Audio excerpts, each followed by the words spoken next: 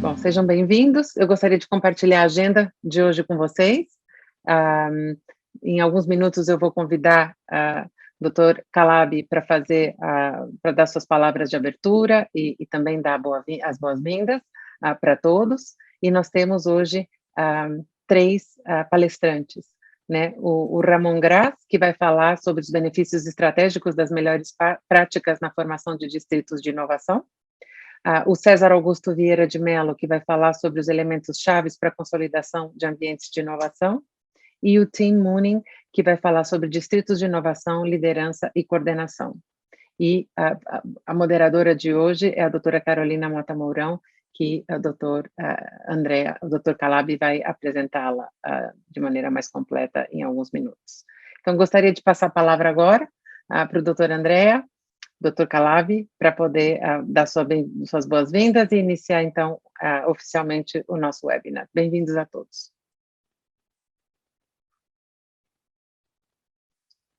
Dr. Calabi está em mudo. Mudo.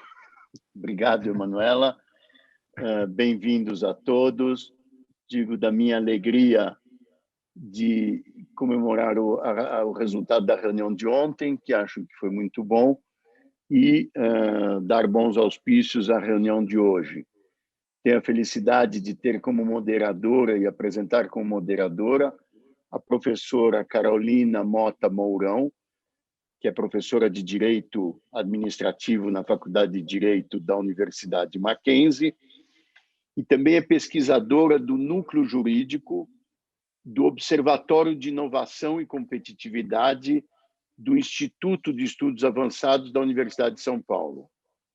É uma alegria, Carolina, que você esteja como moderadora aqui entre nós. Te passo logo as palavras, dando as boas-vindas de novo a todos e desejando um bom seminário. Carolina, a palavra é tua. Legal, obrigada. Bom, obrigada, Andrea Calabi, pela apresentação, obrigada, Manu e Cris, por toda essa organização também.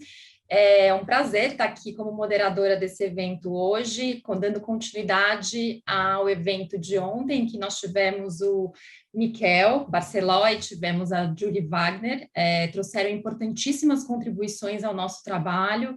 O Miquel destacando aí que a gente está diante de um fenômeno, digamos assim, dos distritos de inovação, que são sistemas complexos, né? Então requerem uma forma de pensar diferenciada, não estamos diante de algo simples e, notadamente, considerando as peculiaridades do nosso país, o Brasil, que foram bem destacadas pela Marta, também nossa coordenadora do projeto, né? Estamos diante aí de questões relacionadas a grandes desigualdades sociais. E tivemos uma excelente também contribuição da Julie Wagner, destacando a importância de termos agilidade diante da construção desse projeto também, não é algo trivial, então é preciso agilidade e é preciso intuição. Então, acho que muitas questões foram debatidas e são extremamente importantes. Hoje continuaremos aí. E, para isso, eu vou apresentar o nosso primeiro palestrante, o Ramon Graz.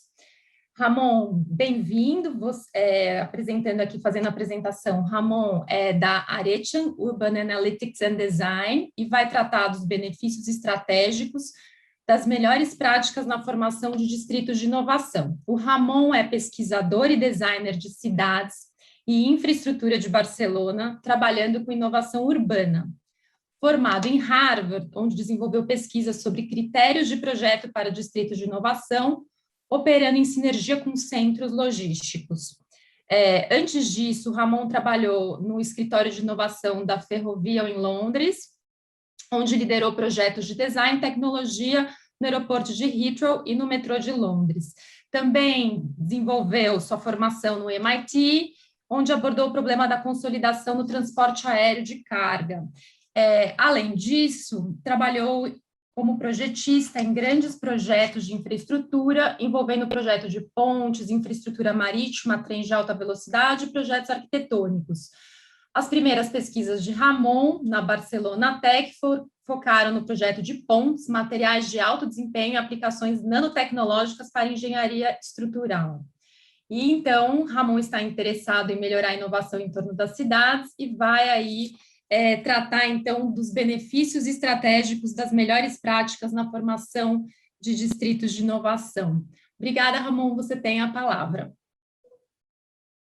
Thank you so much, Carolina. It's an absolute pleasure to be joining you, as well as the other two panelists, Professor Augusto and team, and professors Andrea Calabi, Marta Dora Grostein, and the other leaders in the Sao Paulo state and the Sao Paulo metropolitan area that are developing a very, very relevant task to address this very, very complex problem of aligning, right, the urban development projects in this bigger picture vision for the state of Sao Paulo for the coming years and decades, with the strengthening the knowledge economy to have a more prosperous, a more egalitarian, and a healthier society very soon. So it's an absolute pleasure. I was also delighted to be attending yesterday the first session of the webinar, where Michael Barceló and Julie Wagner introduced very, very important ideas about the relevance of understanding the complex systems nature of innovation districts, as well as the complexity and the nuances of the multiple aspects involved. And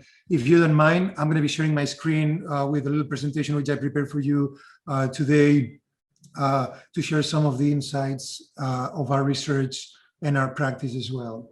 Just very briefly to confirm, Carolina, that the screen sharing system is working correctly, right? Can you see the screen? Yeah, fantastic, Carolina, muchas gracias.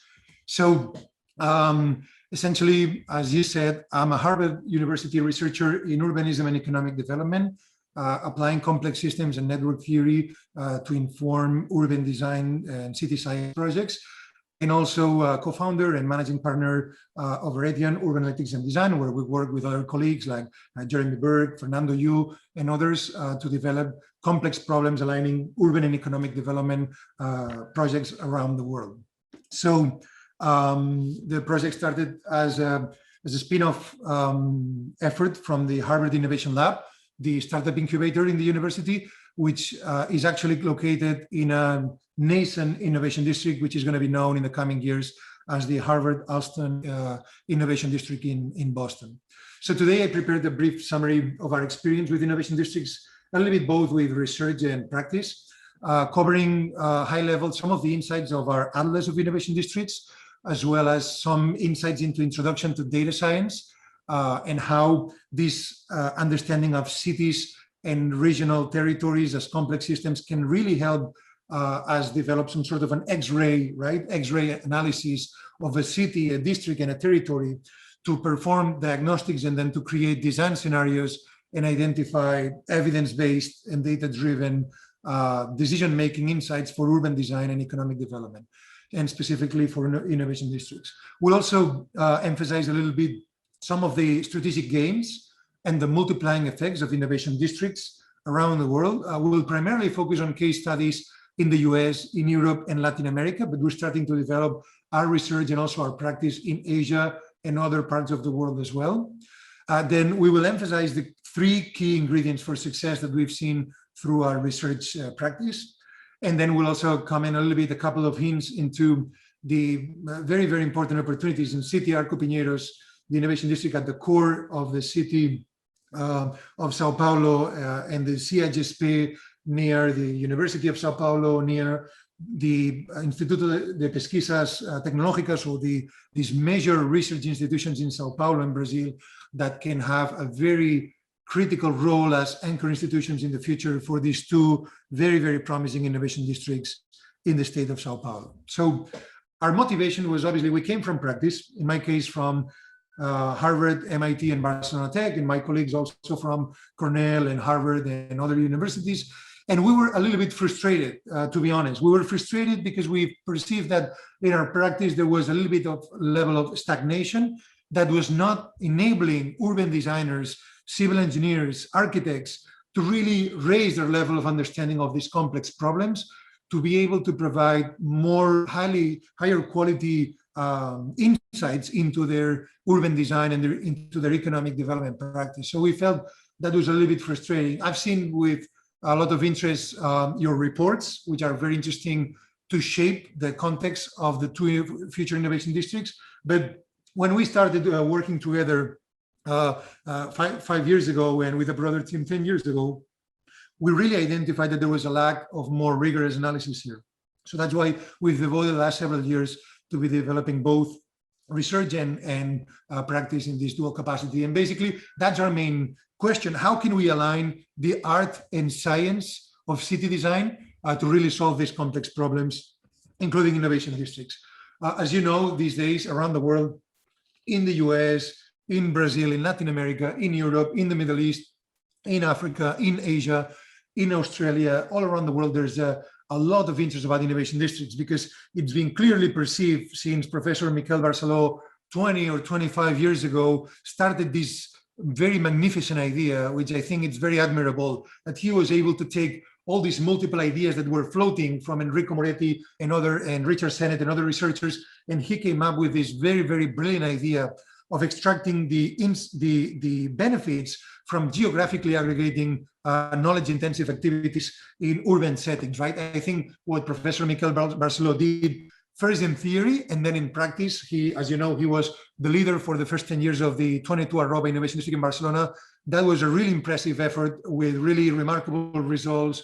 And there's been a lot of lessons from that experience. There's been many, many great ideas and also some challenges that we can discuss a bit later today. But that initiative opened the opportunity for many, many other cities, right? Shortly after, 2 years after, the mayor of Boston, Tom Menino, copied this idea, and he created the Boston Seaport Innovation District in the peninsula in southern Boston, and then in London, and then in many cities around the world, right? New York, Pittsburgh, and many others. So, however, what we have to say is that creating a successful innovation district is not an easy task. Roughly speaking, 70%, 2/3 of innovation district attempts fail. They do not work. I'm just mentioning here, for example, New Songdo City in South Korea, Sidewalk Labs, so Google, Quayside in Toronto, Canada, Innovative Vegas in the United States, in Nevada, and the Abdullah Economic City. All those 4 projects have been a dramatic failure. And there's many, many others in Latin America, in the States, in Canada, in the Middle East, in multiple areas in Europe. Why? Because it's not easy. It's not easy. And the traditional tools from urban development and economic development are not enough to illuminate these problems, to be honest. So, as you know, 2.5 years ago, we published the first Atlas of Innovation Districts in the world, covering initially the first 50 innovation districts in the US, although we've been since then studying as well 55 innovation districts across Europe. And now we're also studying multiple innovation districts in Latin America. We will like in the future as well to develop studies in Asia and other parts of the world. But for the moment, we've devoted our work primarily to the North America, Central and South America, and Europe for the most part. And we have a rather comprehensive understanding of the multiple innovation districts around these different areas around the world. So it was presented by MIT Technology Review through a couple of articles. And what Professor Miquel Barceló mentioned yesterday is very, very important. So that's exactly what we've done. We've been modeling cities as complex systems with a systems logic, which is not easy task. It's not an easy task. So we're combining complex systems logic with network theory to then illuminate these problems about urbanism and economic development. And what we've seen is that there are 3 main systems, which are very, very similar to the ones that Julie Wagner mentioned, right? Julie Wagner was also talking about research and talent. She was also talking about industries. She was also talking about the physical space. So it's very, very similar in that sense to our work. And we're very glad that the different research teams, we are starting to converge with solid ideas, so that between all of these different groups, we're contributing to this very complex problem, right? So we've been able to identify and model visually, aesthetically, but also mathematically, these 3 systems, right? The network of talent, the individual people collaborating to develop new products and services through research and technology transfer. The network of industries, so what is the local comparative advantage? Which are the knowledge areas that really present a local comparative advantage in your city, in your district? And finally, obviously, the quality of the urban design, the placemaking, the architectural spaces, the strategic location of the buildings, the accessibility, the walkability, the quality of life, the social interaction promoted by the urban design, right? So these are just a couple of examples, 3 profiles of the 50 innovation districts that we analyzed for the case of the United States. And we've been able to extract for each and every of them, right, insights about the urban infrastructure, the network of talent, and the network of industries. And we'll be covering some examples in depth today from both the States, Europe, and Latin America. So one of the things that we've seen is that when we model these three systems, we see that there are critical components that need to be in place and that we can model so that we can diagnose analytically and identify the potential strengths and weaknesses, risks and opportunities of a future innovation district. That's very important because the earlier that we have a very accurate diagnostic and an understanding of the multiple scenarios that we can envision for the future innovation district, the earlier that we can mitigate any potential mistake or error in decision-making in supporting this district. So we see that there's a hierarchy between the strategic location, it's very important, accessibility, the urban design quality, the desirability, and the access to services and amenities, the concentration of knowledge-intensive activities, the establishment of technology transfer platforms that help create the bridge between research, applied research, knowledge transfer, and finally, startups and innovative businesses, meritocratic incentive schemes, line of sight, and finally, a thriving urban ecosystem, right, that helps propel these different products and services from multiple industries. So what we do typically in our research and also in our practice is essentially 4 phases in our work. First, the diagnostic, where we are, then the benchmarking, how do we compare with other innovation districts in Latin America, in the US, in Europe, in other parts of the world. Then it's important to then create some scenarios. How can we achieve the goals that we intend in terms of really revamping the urban development component, revamping the knowledge economy, creating jobs, creating wealth, creating opportunities for industries to thrive, and finally choosing the best recommendations for the talent networks, for the industries, and for urban design. So this analytical methodology enables us to come up with a rigorous understanding of, with the sigmoidal curves, right? If you start at the bottom and then you start growing, and then you have a remarkable phase of growth and then a stabilization. Typically, you know, innovation districts, they tend to take 12 to 16 years to consolidate, usually, although they acquire the biggest momentum in the first 8 years, right?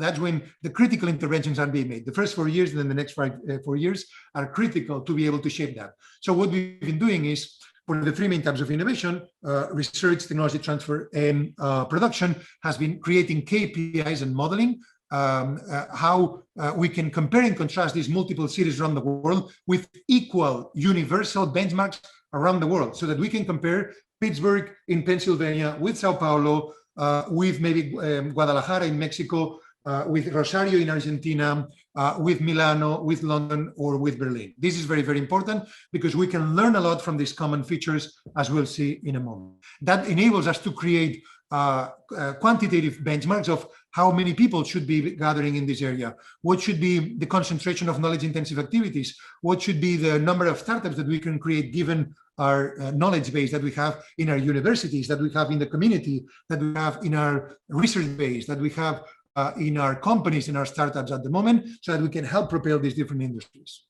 So this is very important because what we've seen in practice is that when we devote this more analytical system, that really illuminates complex problems. This is an example from another country in the Americas, in Latin America. This is for the case of Monterrey, in University of Monterrey, Tecnológico Monterrey in Nuevo Mexico, in northeastern Mexico, where in their qualitative assessments, they found only 2 smart specialization applied research areas for them to focus their efforts, whereas our more analytical approach was able to illuminate that there were 5 areas where they had a strategic advantage, and they actually missed the point with the first, the third, and the fourth. Given that Tecnológico de Monterrey is a brilliant university filled with extremely talented people, they have Nobel Prizes, fantastic research in many areas, that proves that even in the best universities in the world, in the best universities in Mexico, the best universities in Brazil, the best universities in the States and everywhere, it's very hard to be able to identify these things. So I think that this analytical approach really illuminates and provides a bigger picture and a more accurate and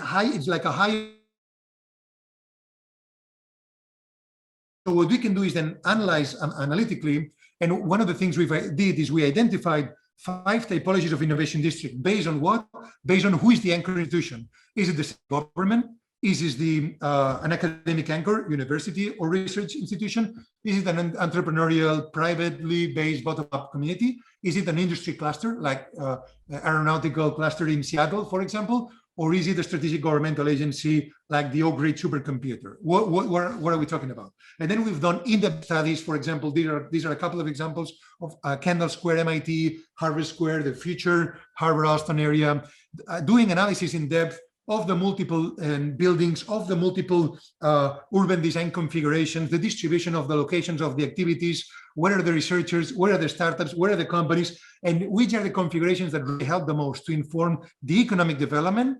So choosing the number of industries, choosing which industries they should be, finding the right critical mass, how many companies, how many employees, how many people, what is the capacity that we need to gather in these multiple buildings and these architectural design spaces that we need to create for these new spaces, right? These are some of the experiments that we've done in MIT, for example, in the case of the technology transfer entity with sensors. We gathered information about how the startups and the researchers were interacting with one another. These are some of the network graphs that we created based on this analysis. Every node is a person, every color is a team, and we see the different dynamics, right?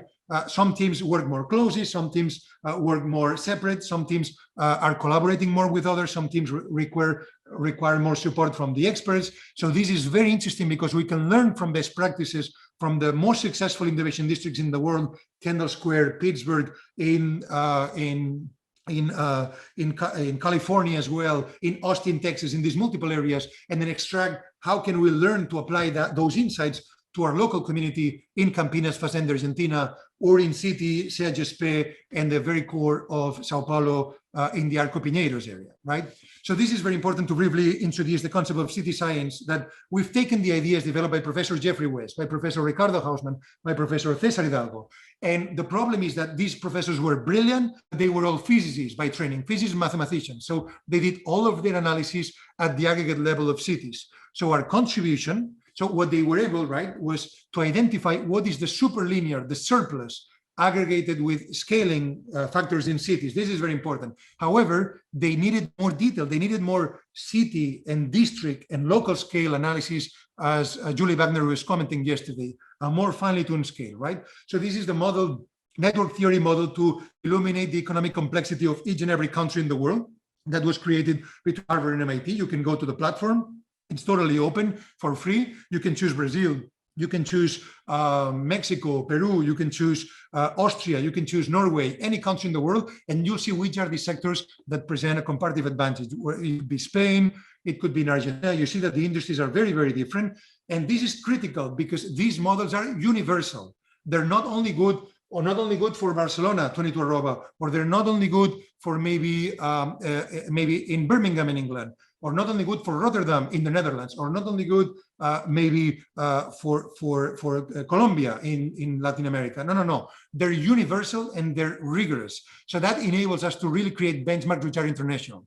Now, the problem is that these models were very aggregate. What we did is we took them, and because our background is in urban design, civil engineering, and architecture, we made the effort to link mathematical modeling with urban design to have the rigorous analysis at the urban scale. That's why we were able to do the atlas. This is the example of what we did in the States, the 5 types of clusters that we commented before, in Boston, in New York, in Philadelphia, in Chicago, in Boulder, Colorado, in all these multiple cities around the States, right? And we've been able to create mathematical KPIs for the societal effort, the investment, right? How many people is really working in knowledge-intensive activities? That's what we call innovation intensity. Then the second KPI is the results of that, the tangible results, new patents, new products, new services, new research and development projects, new scientific papers that create tangible knowledge in multiple areas, in the arts, in liberal arts, in science, in engineering, in the multiple domains, and then how that contributes to create startups, innovative businesses, wealth, employment opportunities, right? And that's one of the topics of this conversation. Can we measure the strategic gains of innovation districts? Yes, we can. So this is an example of the Boston area where you see how our geospatial analysis of the effort and the results, intangible results, shows that innovation districts like Kendall Square and Boston Seaport really outperform normal areas. They're much more successful, as you can see, right? The areas of Kendall Square near MIT, the area of Boston Seaport that was a copy of the carbon copy of the 22 Arroba district that Miquel Barceló proposed 20 years ago, as you know, a big success in Barcelona in the Poblenou neighborhood. And you can see how these neighborhoods are really outperforming even Back Bay area, which is a very wealthy and dynamic area, and some others of the traditional financial district and some other areas. So what it means is that, yes, we see a causal mechanism between effort, results, and impact. These are the quantitative things that we can measure. Not only that, what you see in the third chart is that these benefits are not only concentrated in the strict domains of the borough, they are permeating the other areas of the metropolitan area, as you can see, right? So the benefits, you see that the efforts are primarily done in some more concentrated areas, but the third KPI shows how it's being distributed across the whole Boston area, through MIT, through Harvard, through the Boston and the medical center complex, the Boston Seaport Innovation District. This is very important, right? This is very important. So we've been able to model those KPIs mathematically, presenting a log-normal distribution for the effort, but then presenting a Pareto power law distribution for the performance, and then presenting a gamma distribution, increasingly extreme, right? So that the multiplying effects, as you see, are increasingly larger. The multiplying effects for innovation effort are big, but then when we go into performance, they're amplified. And then when we go into impact, they're even more amplified, as you see in the equations and the results of our unsupervised mathematical modeling and goodness of fit. So as a result of that, we can measure, if usually the superlinearity of innovation in big cities is 1.17, what is superlinearity for innovation districts? It's much larger. It's 3 to 4 times. It's 4 times. So what it means is that really innovation districts are the best urban development strategies if they're done well. Because what happened in these other cities, right, in Canada, in the Middle East, in Asia, is that they took it wrong. They made wrong decisions in the urban design, wrong decisions in the architecture, wrong decisions in the investment, wrong decisions in the choosing how many industries, wrong decisions in choosing which industries and the smart specialization. These are things that we can avoid. We can avoid through good diagnostic, good recommendation. So we see here how the multiplying effect from 2.8 in the effort to 4 times more innovations per person, to 16 times more creation of employment. This is very important. It creates employment and opportunities for young people and for all people in the community, and 25 times more wealth, 25 times more wealth per resident in terms of creation. And as we were saying, this model is universal. This is how we can compare multiple cities. This is the case of Mexico. Monterrey, with Puebla, with Toluca, with León, with Juárez, with Tijuana, we can identify which are the sectors that present a local comparative advantage, right? And then here, what we observe is that then we can go into a specific city, in this case, Monterrey, and identify which are the specific industries that really present very promising prospects for the future, so that we can model these multiple sectors with 4 quadrants, right? In the x-axis, in terms of the level of critical mass, the quantitative metrics, and in the y vertical axis, the quality. So quantity and quality. So obviously, the most promising industries to go into smart specialization on the top right. The ones on the bottom right should be more sophisticated. The ones on the bottom left should be gaining critical mass, should be growing quantitatively, and the ones on the bottom left-hand side don't have a lot of good future at the moment, unless they make strategic investments. At the moment, the industries in the bottom left-hand side of the screen do not have good prospects for the future.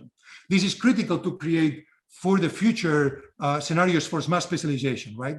And then what we can do is for, after we have modeled the network of industries, and then identifying the strategic sectors for startups and industries for smart specialization, we can then model the network of talent, the 7 phases, right, that we're talking about in the atlas that you can download for free in the website of Harvard Retian, right? So the multiple steps from research, applied research, publications, articles, invention, startups, and then innovative businesses.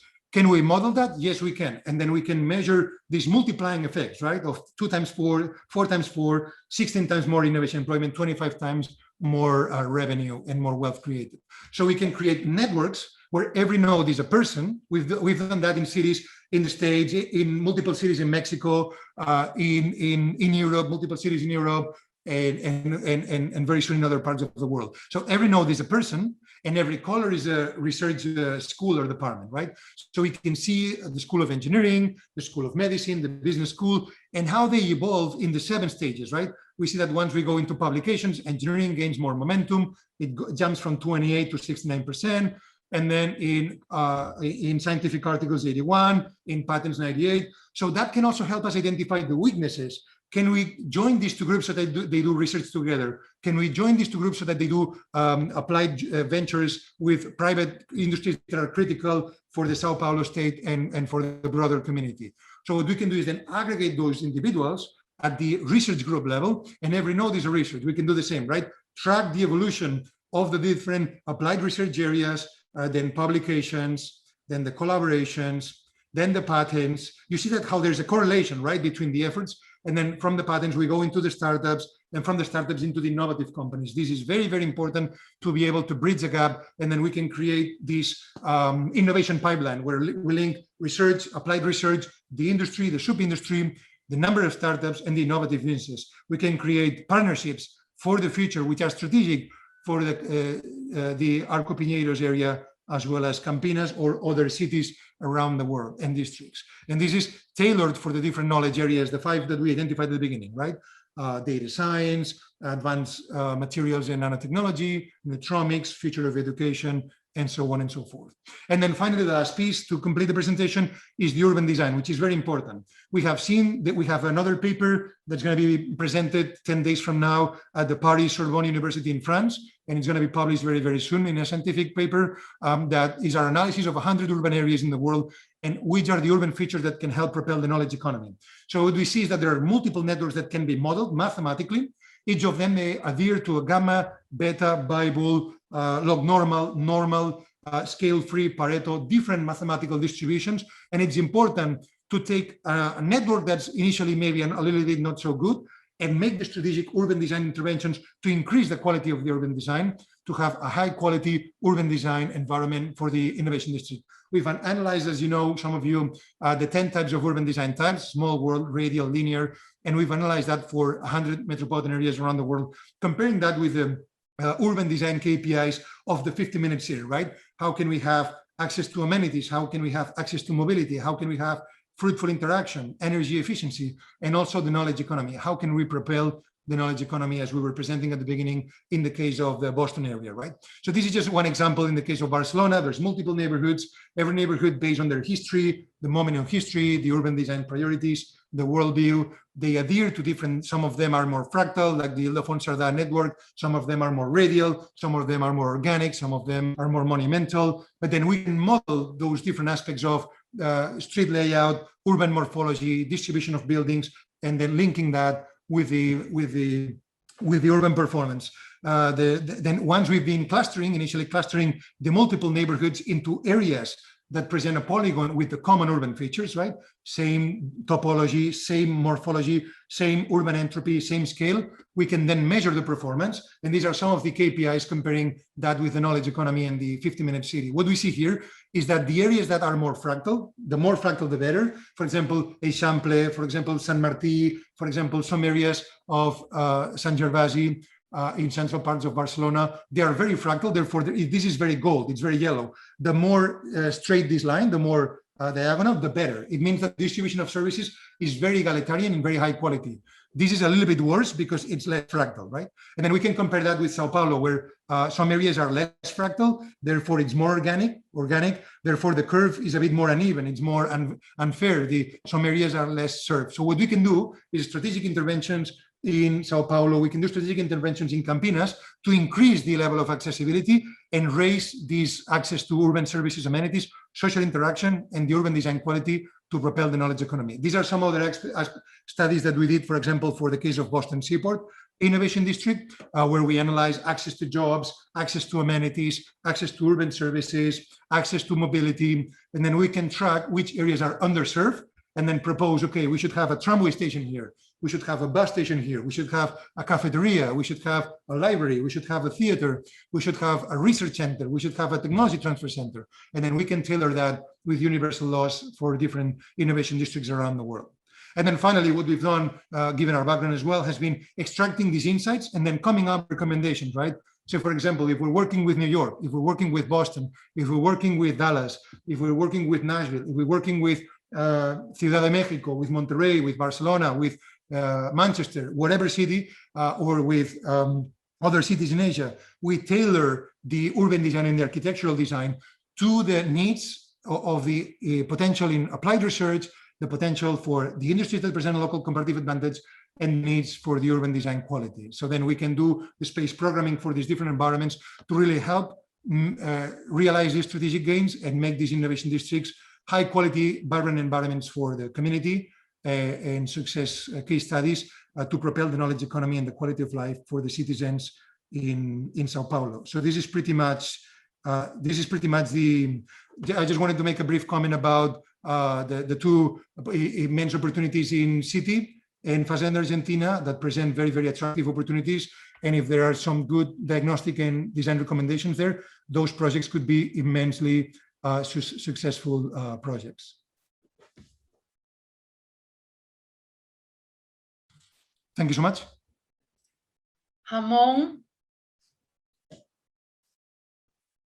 Ramon, muito obrigada pela sua apresentação tão esclarecedora. Ela trouxe muitos elementos aí para nós pensarmos a respeito dos casos que estão sendo estudados aqui para o Brasil, né, e para São Paulo especificamente. Foi muito interessante porque a sua contribuição hoje e a de ontem do Miquel e da Julie são, de certo modo, complementares, né? Então, ontem a gente teve uma apresentação falando sobre essa lógica do sistema, sistêmica, e aí você traz a questão da teoria das redes, né? Então, como é que isso consegue funcionar de maneira conjunta? Então, o que a gente observa é que existem muitas convergências com ênfases a temas distintos, não é? E isso pode ser muito, contribuir muito para a construção de um projeto que funcione aqui diante da nossa realidade. Ramon, nós temos aqui algumas perguntas, então vamos a elas. A primeira pergunta que nós temos é da Carolina Jaguaribe, e ela pergunta em relação àquele slide em que você traz 4 etapas, né? Você fala do diagnóstico, do benchmarking, dos cenários e das recomendações.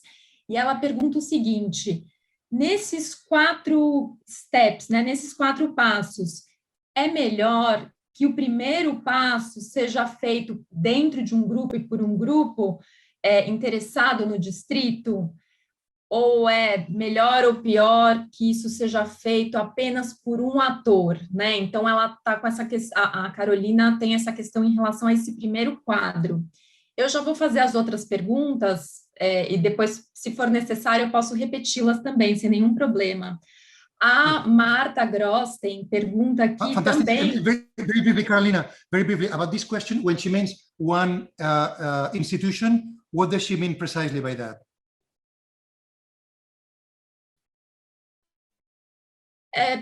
Eu imagino que ela queira dizer por um ator específico, né? Ou se é melhor que seja feito dentro de por um grupo mais complexo.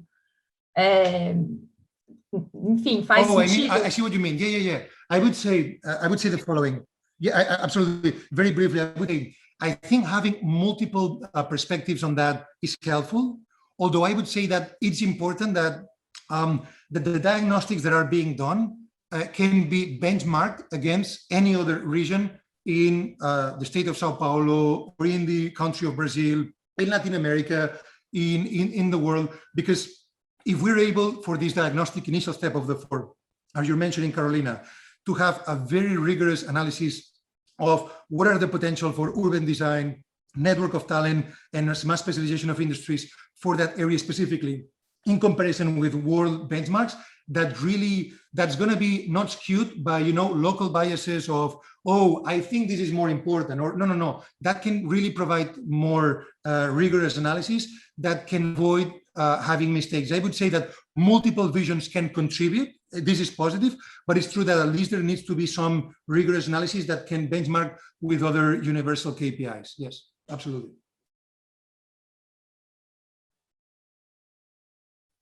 Legal, ela disse que era isso mesmo aqui no nosso chat, inclusive, né, a respeito da explicação da pergunta.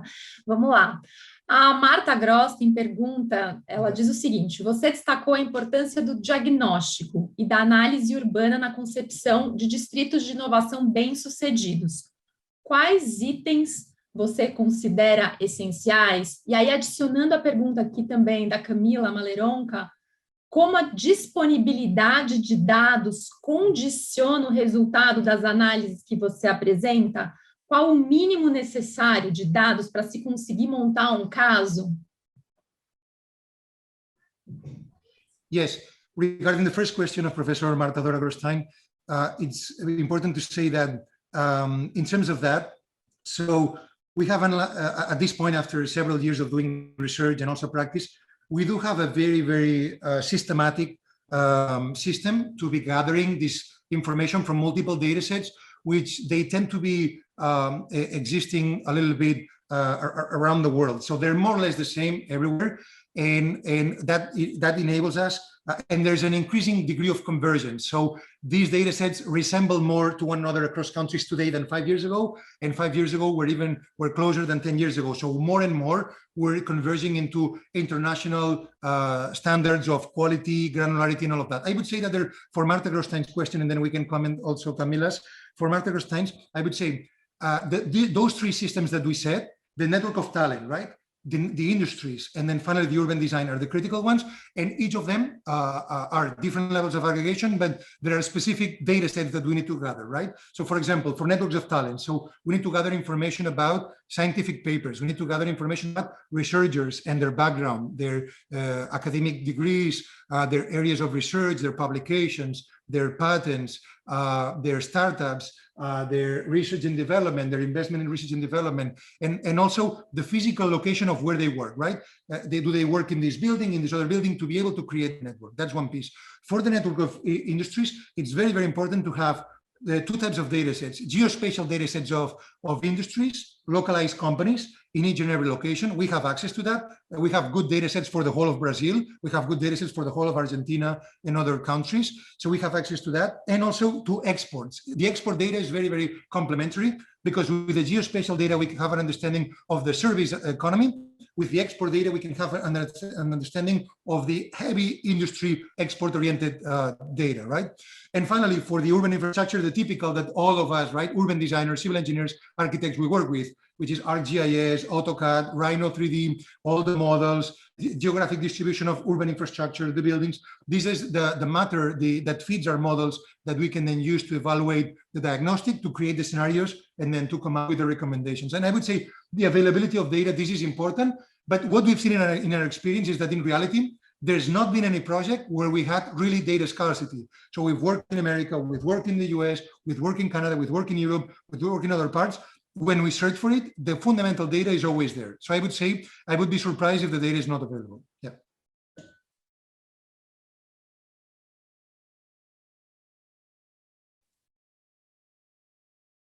Muito bom, Ramon. Temos aí mais 3 perguntas muito interessantes. A gente estamos um pouco apertados com o nosso tempo, mas eu acho que é fundamental aqui apresentarmos essas perguntas. Vamos lá. Temos uma pergunta só, um segundo. A primeira delas primeiro agradecendo pela sua excelente apresentação, da Gabriela Celani, e aí ela pergunta o seguinte: if you had to start an innovation hub urban design from scratch in a greenfield, deixa eu desligar aqui. In a greenfield, which is the case in Fazenda Argentina, which urban design typology would you recommend among the ones you have shown us? Ou seja, então, o que você, se tivesse que fazer do zero um distrito de inovação, o que você usaria, o que você recomendaria?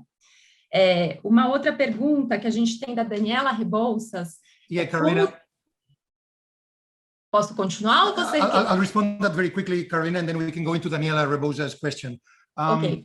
This is a great question. What we've seen in our practice is that the earlier that we intervene, in the analysis and the recommendations, the better. Why? Because you know that, especially in urban development, once you start making decisions, the urban layout, the distribution of streets, it starts creating a pattern that's very, very hard to change, right?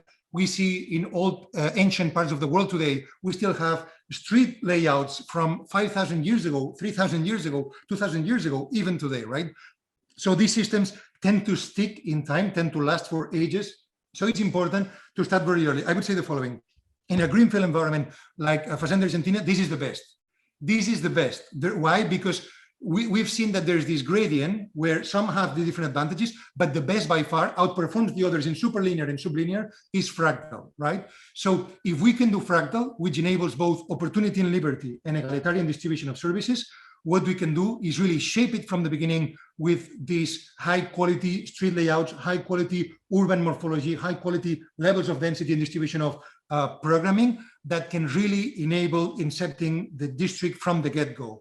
So I would say this is the best scenario, the easiest. I think that can also be done to some extent in a little bit more, somewhere in between brownfield environments like Arco Piñeiros, that can also be done, but it's even easier in Campinas. So I would say we should definitely go for an urban design structured around a fractal system, both in topology and morphology, and also getting the right density. This is critical, getting the right density for residents and for employees. Yes. Ótimo. A pergunta da Daniela Rebouças, ela pergunta a você como é que tem sido a sua experiência em traduzir os insights, os seus achados na sua pesquisa em Harvard para projetos de distrito de inovação reais no mundo, né? Então, como é que você tem traduzido o que você tem achado nas suas pesquisas para os distritos de inovação reais, concretos, que nós observamos no mundo? This has been extremely rewarding. So both in the US, in Latin America, in Europe, and very soon as well, we're going to be presenting, for example, in Kuala Lumpur, in Malaysia, very soon for an innovation district in this part of the world that's growing very rapidly, right? Has been immensely beneficial. Why?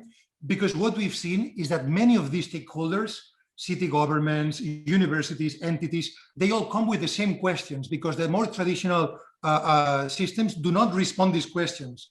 The more traditional approaches do not respond what is the right density, what is the urban form, what is the smart specialization industries, what is the playmaking. So they're frustrated. So once we can scale these models across the world in many regions and see that we can combine the scientific approach with the art, right? The scientific enables us to create diagnostic and the family of recommendations, and the art is then taking these and working with other stakeholders to adapt it to the specificities of the area. That's why it's very important to say that every time we work with a university or with a state, at the beginning, we have, especially the first 2 months, a lot of interviews. We create tailored surveys. We create websites with surveys where we ask them a lot of questions. We have one-to-one conversations with them. We learn a lot from them. We ask them to share all the previous reports, all the previous studies, all the previous analysis, because this fantastic work can help set the foundation. And then once we learn a lot from them, we work with them to create this diagnostic and then the benchmarks, recommendations, and the final proposal. And I would say that it's been extremely rewarding. I'm only going to say one thing. We have a lot of funny anecdotes that we can talk in another conversation with you, friends. We have funny anecdotes of what happened with us with Amazon. I don't know if you know that we were the first team to predict the new 2 headquarters for Amazon in Arlington, Virginia, and Queens. We met with the vice president of Amazon. We can talk about that in a future meeting with you. And we also had great experiences in Europe. We did a study in Europe 2 years ago that was strategic. And today, that helped create 3 new projects of innovation districts in this area. So our project incepted the creation of 3 new innovation districts in that metropolitan area, and we're very proud. That's going to be published in the coming months, approximately in September, October, and we're going to be very proud to be sharing that with you. What it means is that by being able to identify those areas, we can really diminish uncertainty, diminish dramatically uncertainty, save billions of coronas or euros, dollars, or whatever in poor investment decisions, invest very wisely in high quality urban design high quality smart specialization, high quality knowledge economy, and make these fruitful areas become very successful. And I'm very proud because I think that being able then to see that come to fruition in multiple cities around the world is very, very rewarding. Ramon, uma última pergunta rápida aqui do Elton Alisson. Ele gostaria de saber como você avalia os impactos da pandemia de Covid nos distritos de inovação atuais e nos que estão sendo planejados e implementados em São Paulo. Rapidamente. Obrigada. Yeah, very briefly. We've done some of that research, and what we've seen, this type of analysis of exogenous shock in the system from a complex systems perspective enables us to compare the status quo, the state, the normal behavior of a city or a district with this exogenous shock, right? What we've seen is that there's been a little bit of a decay in innovation. Why?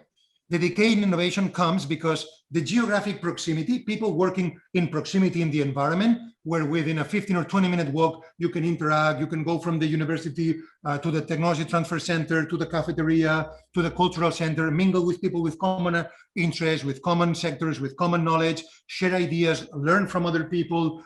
They can learn from you, exchange ideas, and then refine your products, services, and innovations.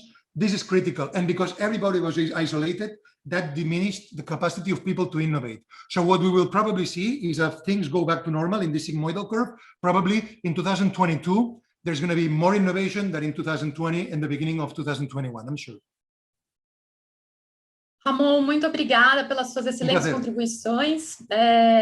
Vamos então agora passar a palavra para o próximo palestrante. Muito bem. Vamos contar aí com o César Augusto Vieira de Mello. Ele é sócio fundador da Inovact, empresa que tem como objetivo protagonizar uma ação inovadora, constituindo ambientes de inovação que promovam sistemas com alcance global, orientados para o desenvolvimento do conhecimento produtivo a partir da confluência de governos, da academia, de empresas e da sociedade. Ele é responsável pelo desenvolvimento do empreendimento Cidade Tecnológica, que é contíguo ao Parque Tecnológico de São José dos Campos. Então, César vai abordar os elementos chaves para a consolidação de ambientes de inovação. César, você tem a palavra. Muito bom, obrigado. Bom dia a todos. Gostaria de agradecer, no primeiro momento, ao André Calab, ao Carlos Pacheco, que foi, inclusive, um conselheiro lá no Parque Tecnológico, junto conosco, em determinado momento, a Camila Maleronca e a Marta Gronstein e todos presentes, né? Muito bom. O que eu vou abordar é uma evolução urbana, né? Onde o Parque Tecnológico de São José dos Campos se desenvolveu e que culminou com a implantação da Cidade Tecnológica, que é o projeto de expansão urbana do Parque Tecnológico, é a sua terceira fase de implantação. E essas condições hoje colocam este ambiente como um candidato natural para um distrito de inovação, né? Essa evolução, no primeiro momento, ela se deu até de forma intuitiva, né? Há mais de 2 décadas atrás, e também foi um processo natural para uma cidade como São José dos Campos, né? O sistema, nós vamos passar pelo sistema paulista, que foi um sistema transformador para esse ambiente, que culminou exatamente no própria Cidade Tecnológica, né, que é, de novo, o projeto urbano de expansão do parque, né, que foi concebido no primeiro momento como um território voltado para aportar iniciativas de tecnologia, e o sistema paulista elevou esse ambiente a um território para a produção do conhecimento, né. E, finalmente, eu vou relatar os elementos que eu tenho uma percepção pessoal que estão presentes, né, neste ambiente e que devem ser observados naquelas cidades que se candidatam a um ambiente como um distrito de inovação, né? Eu vou passar um breve filme, nesse momento, que apresenta algumas imagens que traduzem o que nós vamos estar abordando dali para frente. Por favor, se puder passar o filme, vamos em frente.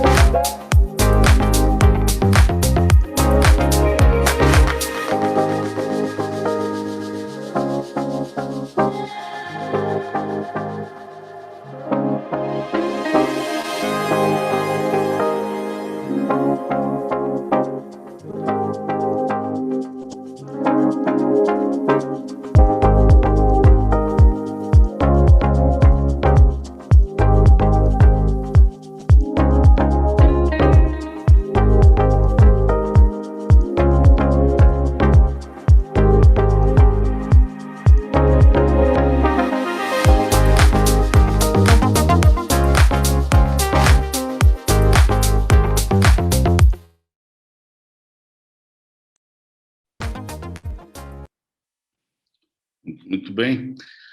Bom, eu vou contar um pouquinho da minha história, que se traduz na evolução desse território.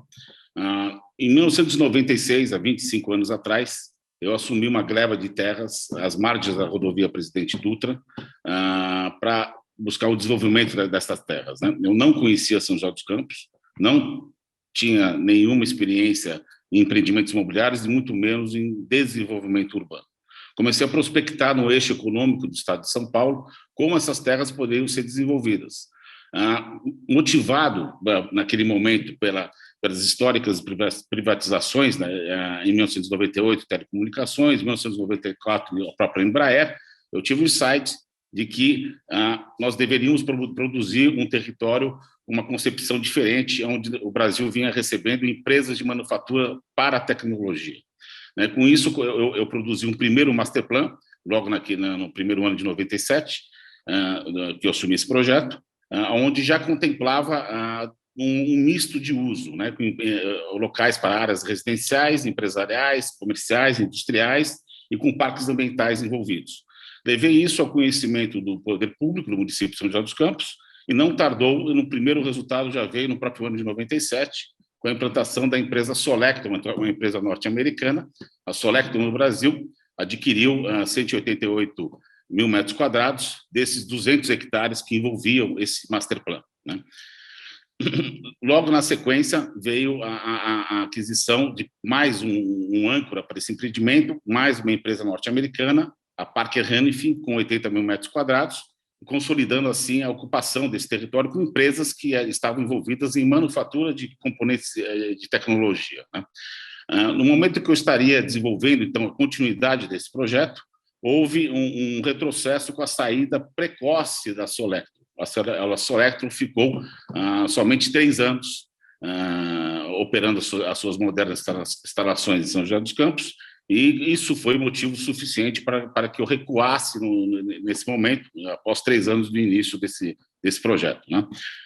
Ano seguinte, à saída da Solectron, veio o Sistema Paulista de Parques Tecnológicos, que foi um processo promovido pela FAPESP, né, onde esse sistema selecionou as 5 primeiras cidades do estado de São Paulo para que se instalassem os seus parques tecnológicos, né?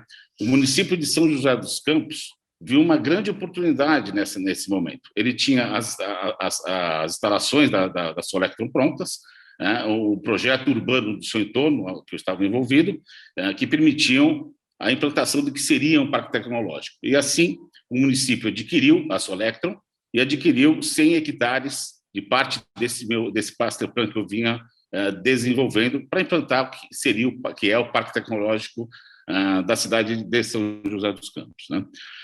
Bom, esse primeiro momento era necessário que eu entendesse o que é um parque tecnológico e que houvesse o tempo necessário de amadurecer, ou seja, consolidar, né, o Parque Tecnológico de São José. Então, nos primeiros 5 anos, o Parque São José dos Campos ele teve um crescimento excepcional. Isso se deve, eu quero fazer referência ao professor Marco Antônio Hall, porque desde o primeiro dia está conosco, né, e é o principal mentor desse processo, né?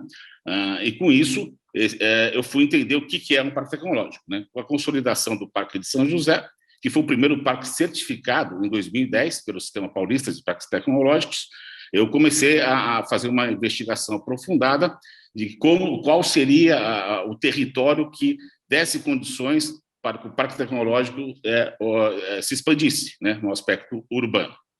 O primeiro grande desafio é que não havia referências no Brasil para aquilo que demonstrava ser necessário.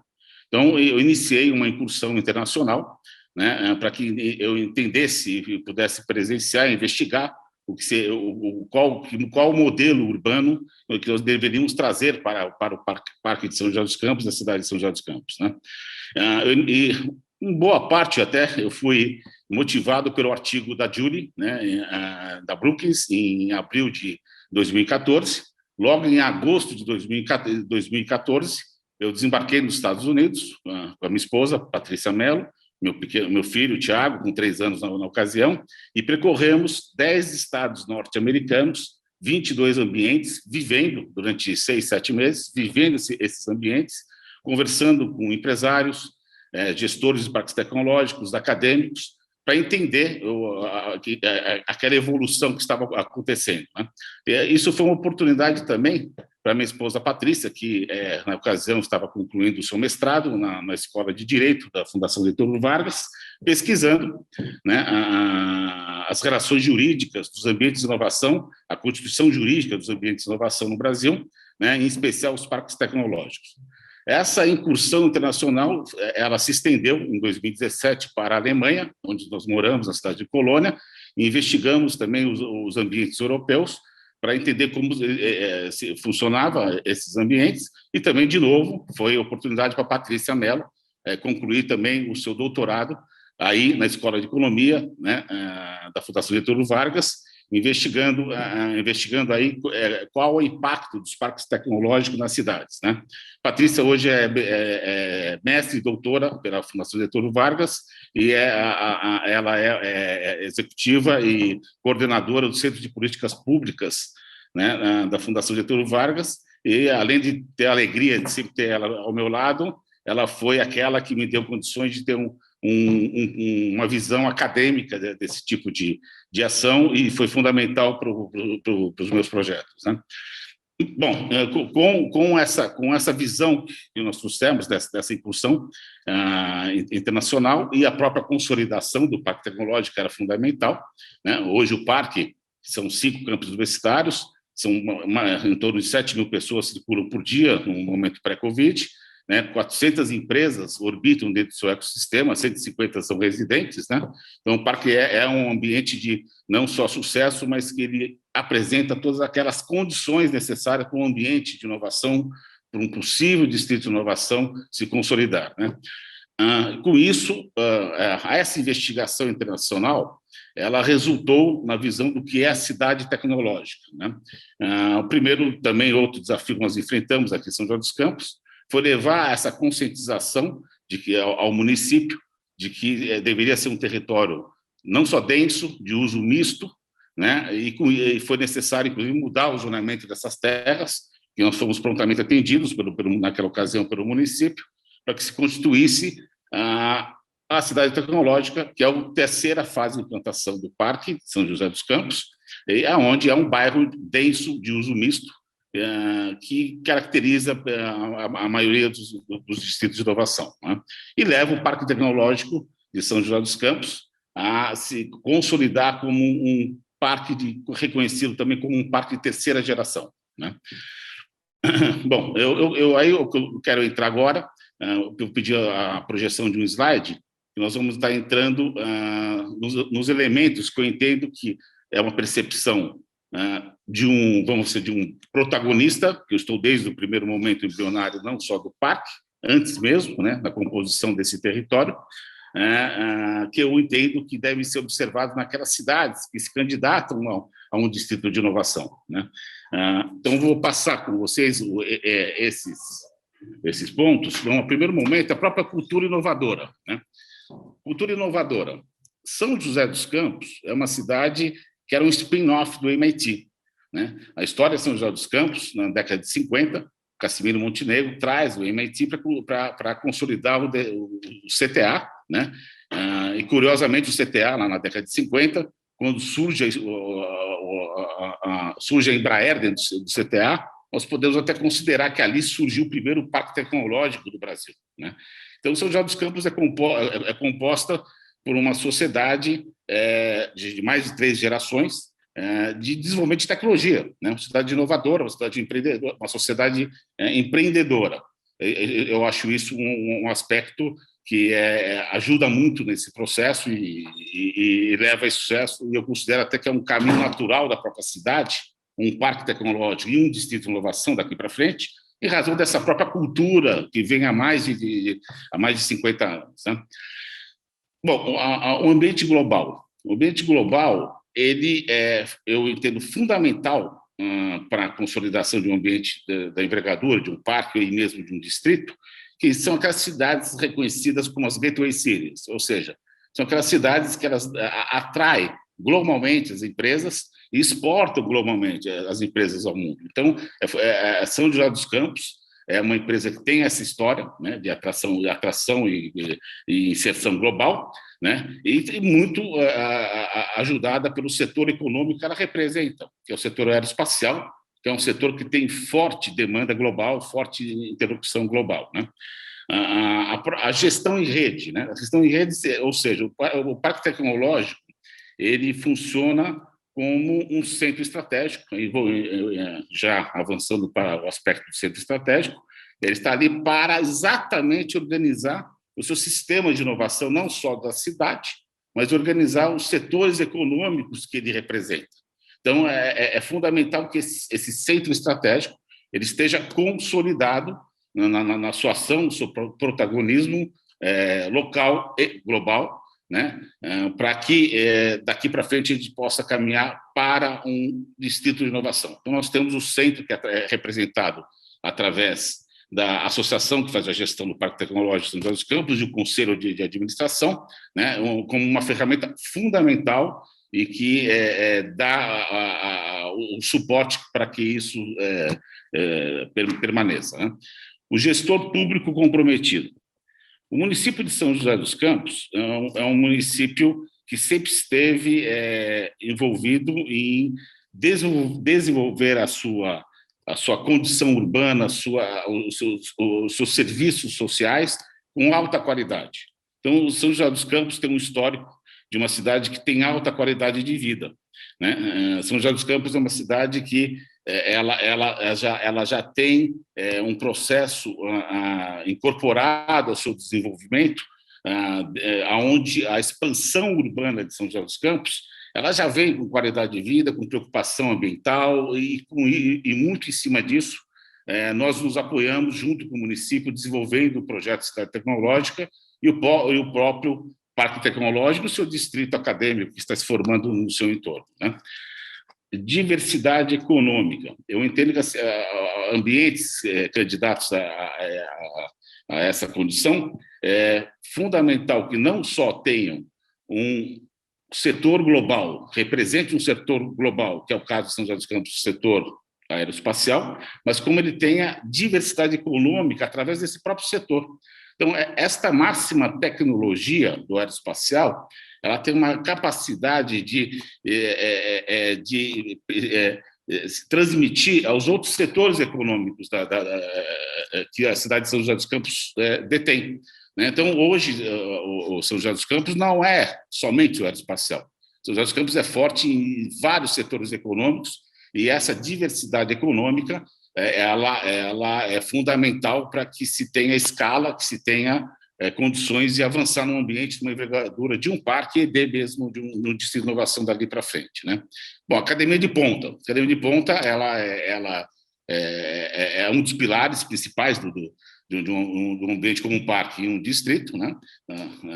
E aí eu destaco o ITA. O Parque Tecnológico formou o seu distrito acadêmico. Ele atraiu 5 campos novos universitários, com mais de 2.000 vagas acadêmicas, são quase 5 mil alunos que estão ali dentro do parque, e outras iniciativas estão vindo para o parque.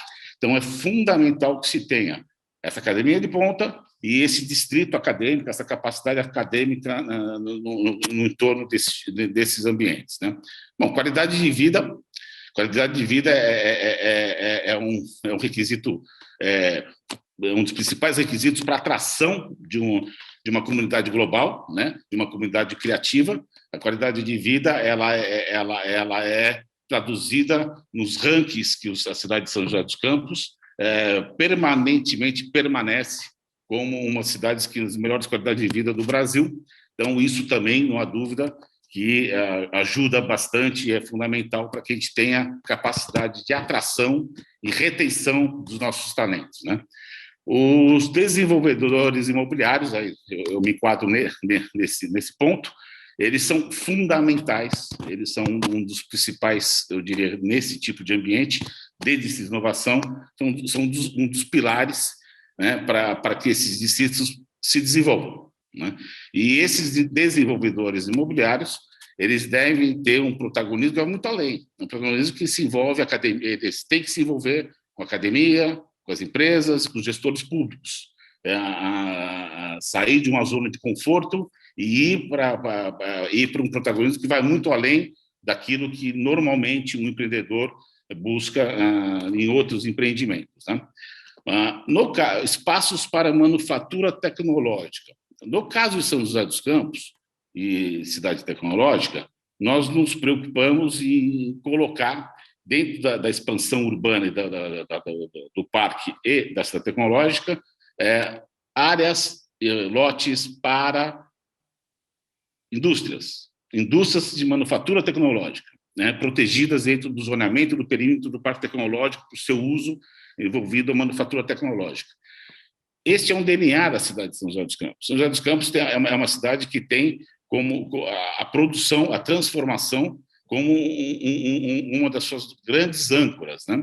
Então, e nós entendemos também que colocar o chão de fábrica de tecnologia ao lado dos outros elementos de vida, as universidades, as residências, ao benefício será conquistado. Não há dúvida que você colocar o chão de fábrica de tecnologia dentro desse tecido urbano, que é dividido pelas outras ocupações, vai trazer aí um reflexo, um benefício inevitável, né? Política pública e incentivo à inovação. Política pública e incentivo à inovação é fundamental. Em São José dos Campos, muito nós temos que ainda percorrer nesse sentido. O São José criou a questão de 1 ano e meio atrás, foi feito um novo plano diretor, um novo plano de zonamento, que contempla a ocupação do parque tecnológico, assegura a sua ocupação dentro dos anseios do desenvolvimento que vem a ser um distrito de inovação, mas muito tem que ser feito, muito tem que ser desenvolvido nesse sentido, não só em São José dos Campos, né, mas em âmbito nacional, até mesmo internacional. Smart Cities, ou seja, esse tipo de ambiente é fundamental que você tenha inteligência nas cidades. De novo, São José dos Campos é uma cidade que ela se desenvolve e embarca na sua expansão urbana essa capacidade de leitura, essa capacidade de desenvolver inteligência em cidades, e isso é fundamental também para se compor um ambiente como esse, né? Aí nós vamos para um monitoramento e avaliação, né?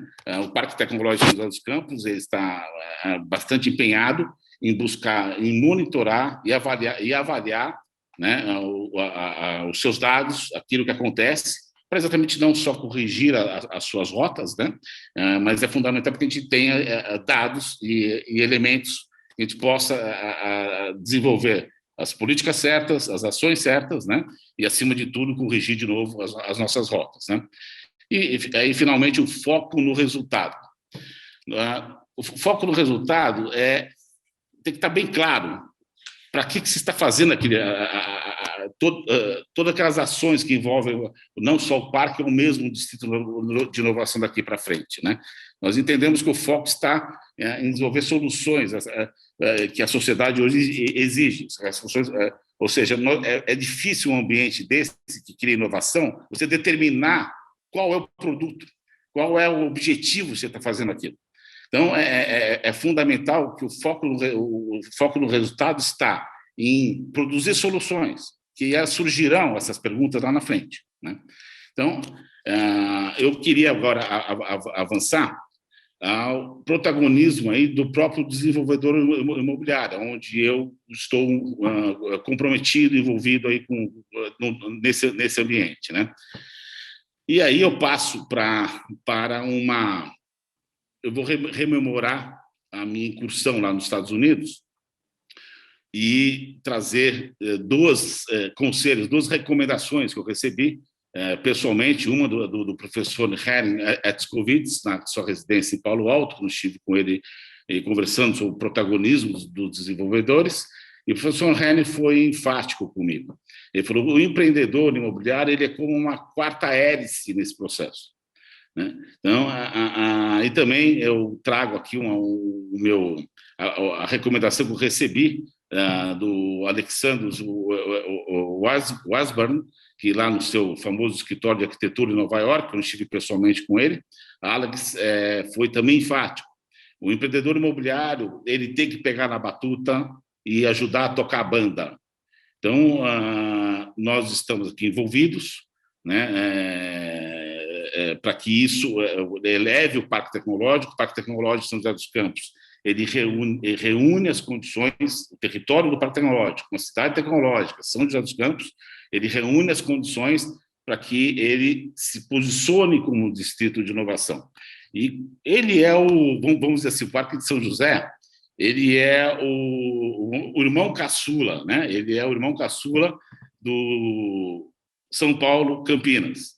Então, nós temos uma grande oportunidade.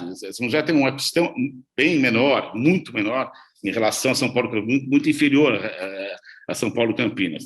Então, o que eu trago é a oportunidade que nós temos de, juntos, procurar construir um laboratório para esses distritos de inovação que estão sendo constituídos em São Paulo e Campinas e ter um olhar criterioso, um olhar de lupa em cima de São José dos Campos, né?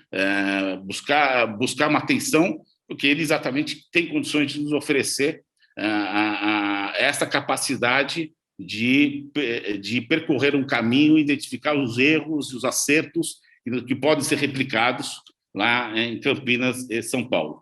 É claro que São José dos Campos não se construiu como um distrito de inovação, mas a história da cidade e talvez essa persistência de alguns atores, a qual eu me incluo, nos leva de uma forma natural a esse protagonismo.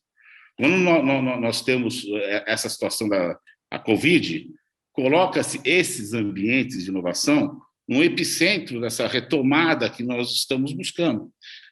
São através desses ambientes de inovação que nós vamos trazer as respostas que a sociedade está nos impondo. Somente através desses ecossistemas é que, de fato, nós vamos subir um degrau no Brasil. Então, eu convoco a todos que venham a São José dos Campos, que olhem com atenção para que a gente possa construir juntos, né, esse processo e seguir em frente. E aí eu termino aqui eu procurei ser breve em razão do próprio horário, eu termino com uma pergunta, que talvez a melhor pergunta não seja como construir distritos de inovação. Eu entendo que talvez a classe criativa, ela onde ela estiver, ela se compõe de alguma forma, ela se transforma para atender os seus anseios. Talvez a pergunta esteja em como nós devemos manter os sistemas de inovação e como reter essa classe criativa em espaços flexíveis, estimulantes e mistos, né? Distritos de inovação é uma resposta para isso. Mas talvez a principal pergunta seria essa. Obrigado, fui breve para atender o horário de vocês. César, muitíssimo obrigada pela sua apresentação, muito esclarecedora, e ela traz aí um elemento adicional a tudo que nós assistimos até agora, né? Nós entendemos aí, vimos o Distrito de Inovação como uma peça de um sistema global, e agora a gente está vendo também a outra ponta, que é como é que a gente olha para o distrito do ponto de vista local, das suas peculiaridades, das suas institucionalidades, né? Então, muito obrigada pela sua apresentação, e eu vou ser muito honesta, ela me tocou muito também por trazer a construção de vida de alguém, a sua construção de vida paralela à implementação de um projeto, né? Então, aqui, muito rapidamente, vale a pena dizer realmente que distritos de inovação, parques tecnológicos são resultado de esforços de pessoas.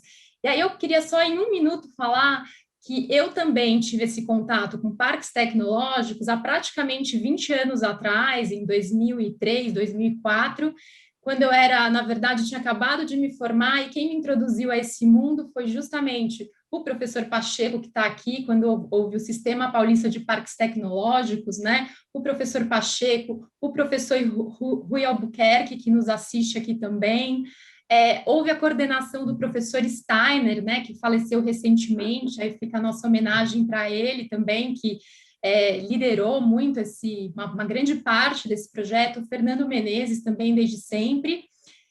E aí, no fundo, essas iniciativas, do ponto de vista local, são feitas com pessoas, né? Por meio de pessoas, por meio de uma cultura. Então, vale dizer aqui que também estão aqui nos assistindo, que muitas pessoas estão contribuindo para o nosso projeto local. Mas vale dizer que a gente tem aqui participantes da equipe, que são a Maria Lúcia Camargo, a Lídia Goldstein, o Francisco Vidal Luna e o Ulisses Semeghini, que estão aqui, que participaram muito ativamente da elaboração desses estudos, e tantas outras pessoas, né? Acho que sem a reunião de esforços de pessoas e também de instituições e de políticas de incentivo à inovação, os distritos ou os parques não decolam. Vamos rapidamente às nossas perguntas. Nós recebemos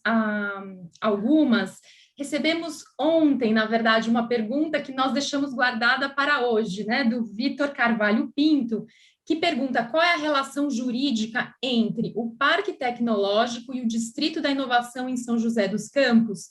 Ambos têm personalidade jurídica e governança independente? E aí ele continua a pergunta dizendo assim: o distrito em São José é um loteamento tradicional com produção e venda de unidades imobiliárias, ou a propriedade da terra é mantida indivisa e as unidades são alugadas e cedidas aos usuários? Então, vamos fazer essa resposta ao Victor, depois eu faço a pergunta do Rodrigo Rodrigues, ok? Perfeito, ótimo, ótima pergunta. O Parque Tecnológico de São José dos Campos, ele é gerido pela associação, né? Por uma associação, uma organização social. O conselho de administração desta associação é o órgão vital, é a sustentação desse ambiente, né? E ele é absolutamente independente da cidade tecnológica, que é o ambiente urbano privado. Aí nós tivemos uma dificuldade, inclusive, de como institucionalizar a cidade tecnológica de forma que ela fosse um território que promovesse ciência e tecnologia. Como nós superamos isso? A cidade tecnológica é um projeto de 106 lotes urbanos de uso misto, num terreno de 30 hectares. Nós criamos uma associação dos proprietários da cidade tecnológica, que essa associação ela foi enquadrada dentro do atual marco regulatório do MCTI, né, onde reconhece como um ambiente de desenvolvimento para ciência e tecnologia os distritos de inovação. Então, nós registramos no empreendimento essa condição junto aos lotes, para que eles sejam reconhecidos através da sua associação, que está registrada no empreendimento, com essa característica. Ou seja, nós temos uma associação privada que tem uma função não só semelhante, mas tem a função de desenvolver ciência e tecnologia, que ela vai se compor por aqueles que vão adquirir ou estar presente dentro da cidade tecnológica. São lotes privados, onde as empresas de tecnologia, empreendedores imobiliários, vão estar desenvolvendo seus equipamentos, implantando suas empresas. Nós temos aí, estendendo um pouquinho mais como funciona, investidores que não só colocam a capacidade de construir em sistema de build-to-suit, né, ou seja, sob encomenda, o que é necessário, empreendedores de fundos imobiliários, que esses vão compor junto com as empresas proprietárias que vão estar implantando, adquirindo um lote para implantar um centro de desenvolvimento tecnológico, implantar uma unidade de manufatura tecnológica, ou mesmo uma student house, um fundo que vai fazer residência estudantil. Esse grupo forma a Associação Cidade Tecnológica, que através do registro desse empreendimento enquadrado dentro do marco regulatório do MCTI, haverá um tratamento daqui para frente, através desse caminho, junto às agências, por exemplo, de fomento. Não há o tratamento, há o reconhecimento do atual marco regulatório destes territórios também como distritos de inovação, polos de inovação. Então, nós caracterizamos através dessa condição jurídica. E é um empreendimento privado, o que dá total liberdade, apesar do lote ter o reconhecimento e receber o tratamento das agências de fomento, ele é um empreendimento privado para dar a devida liberdade, agilidade que tanto é necessária num país como o nosso para desenvolver iniciativas na área de desenvolvimento de ciência e tecnologia, né? Tendo privado. E o parque é uma área de 100 hectares que é composto por um distrito acadêmico de 20 lotes, que eles são cedidos sob licitação para, principalmente, iniciativas acadêmicas, né? Como nós temos já a Unifesp, a FATEC, a Faculdade de Medicina Humanitas, o IFESP acabou de receber 2 lotes, e nós estamos compondo esse distrito acadêmico. E o terceiro elemento imobiliário deste é o núcleo do Parque Tecnológico, que é aquela área da Solectro adquirida pelo município de São José dos Campos, né? Que ali sim funciona o centro estratégico e que naturalmente reverbera em todo esse ambiente. A soma dos 3, nós estamos falando de 178 hectares urbanizados e implantados e institucionalizados dessa forma. César, nós temos 2 perguntas finais, nós estamos com o tempo um pouco justo aqui, mas temos 2 questões, então, rápidas. A primeira delas, como é que a gente pode articular o distrito de inovação, parque tecnológico, com o marco legal da inovação? Então, a lei da inovação traz uma série de instrumentos, né, de que modo isso se articula em prol aí do desenvolvimento do distrito. E a outra pergunta é do Rodrigo Rodrigues, em que ele indaga como o Parque Tecnológico de São José se conecta com as grandes empresas e instituições da cidade e como as atrai. O parque oferece acesso a recursos de diferentes naturezas que, porventura, não estão no Parque de São José, mas que existem em outros parques tecnológicos? E qual é o papel da Amprotec para facilitar o acesso a essas redes qualificadas de parques? É isso. Bom, o Parque Tecnológico de São José dos Campos extrapola, como esperado, vai muito além das suas fronteiras, né? A função de um parque tecnológico e do próprio ambiente que constitui o parque, ele é de alcance local, regional, nacional e global. O parque, através dos seus arranjos produtivos locais e dos seus acordos internacionais, nacionais, né? Ele faz essa gestão, que é o que eu cito lá, o centro estratégico, né? Ele faz a gestão dessa relação, né, de empresas, academia e demandas públicas, né? Tem as suas ferramentas, como as próprias APLs, né? Quanto ao parque, não somente as grandes empresas estão presentes. Eu entendo que o sucesso do próprio parque tem de uma startup a uma líder global na sua atividade. Então, é um ecossistema econômico completo, né, das pequenas, grandes líderes globais às incubadoras com as suas startups, né? Então, o parque ele abarca uma rede econômica, eu diria completa, de ponta a ponta, né? Tem a manufatura lá dos cérebros nas universidades, saindo diretamente para esse ecossistema econômico, com capacidade laboratorial que o parque tem. Um outro ponto a ser destacado é esse. O parque tem laboratórios multiusuários que estão abertos às empresas, né? Através, indo ao encontro para o parque tecnológico, você tem acesso a esses laboratórios, empresas de dentro ou de fora. Pode usar os laboratórios e está se interrelacionando através dos APLs nesse ambiente. A Amprotec mantém uma relação conosco, mas, insisto, acho que nós estamos diante de um momento do Parque de São José dos Campos, eu diria que histórico. Nós estamos produzindo o plano estratégico do parque nos próximos 10 anos, né? Então, através do que vem ocorrendo, nos leva a essa condição. A cidade tecnológica ficou pronta agora. Em 2 meses estamos concluindo as obras, né? Então, a ocupação dela deve ser incentivada né, para que se consolide algo que se assemelha a um distrito de inovação, ou mesmo venha migrar a um distrito de inovação. Mas é fundamental que agora todas as entidades se envolvam nesse processo. E aí vai ao encontro da outra pergunta. Esses sistemas de inovação, eles são fundamentais, que eles se conectam aos outros sistemas. O sucesso de Campinas é o sucesso de São José dos Campos, o sucesso do Porto Digital, o sucesso de São José dos Campos. Então, é fundamental que se promova a inter-relação desses ecossistemas de inovação, né? Então, essa a pergunta é se há relação com outros parques. Sim, nós procuramos, mas é fundamental que isso se intensifique. E é fundamental que a gente derrube barreiras, a gente derrube posições, que a gente trabalhe em rede, né? Então, eu sinto que isso falta. Nós temos muito caminho para ser prospectado e nesse sentido, né? Eu respondi as três? Muito obrigada, César. Andréa, você levantou a mão, você quer fazer uma observação? Não, era só uma preocupação com o tempo e o tempo para o Tim Moonen. Sim, claro, estamos aqui. Então, bom, com isso, eu vou apresentar o Tim Moonen. Seja bem-vindo.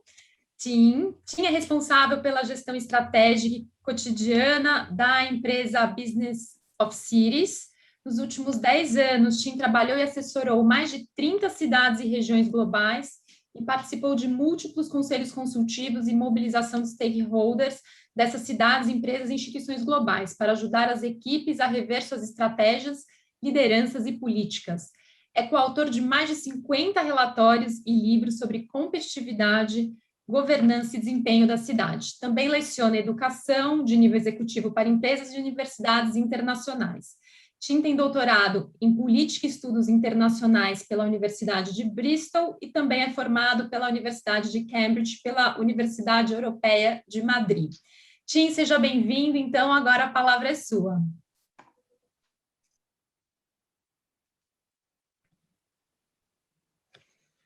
Carolina, thank you very much indeed for that very kind introduction. And it's an honor to follow in the footsteps of the speakers yesterday and today.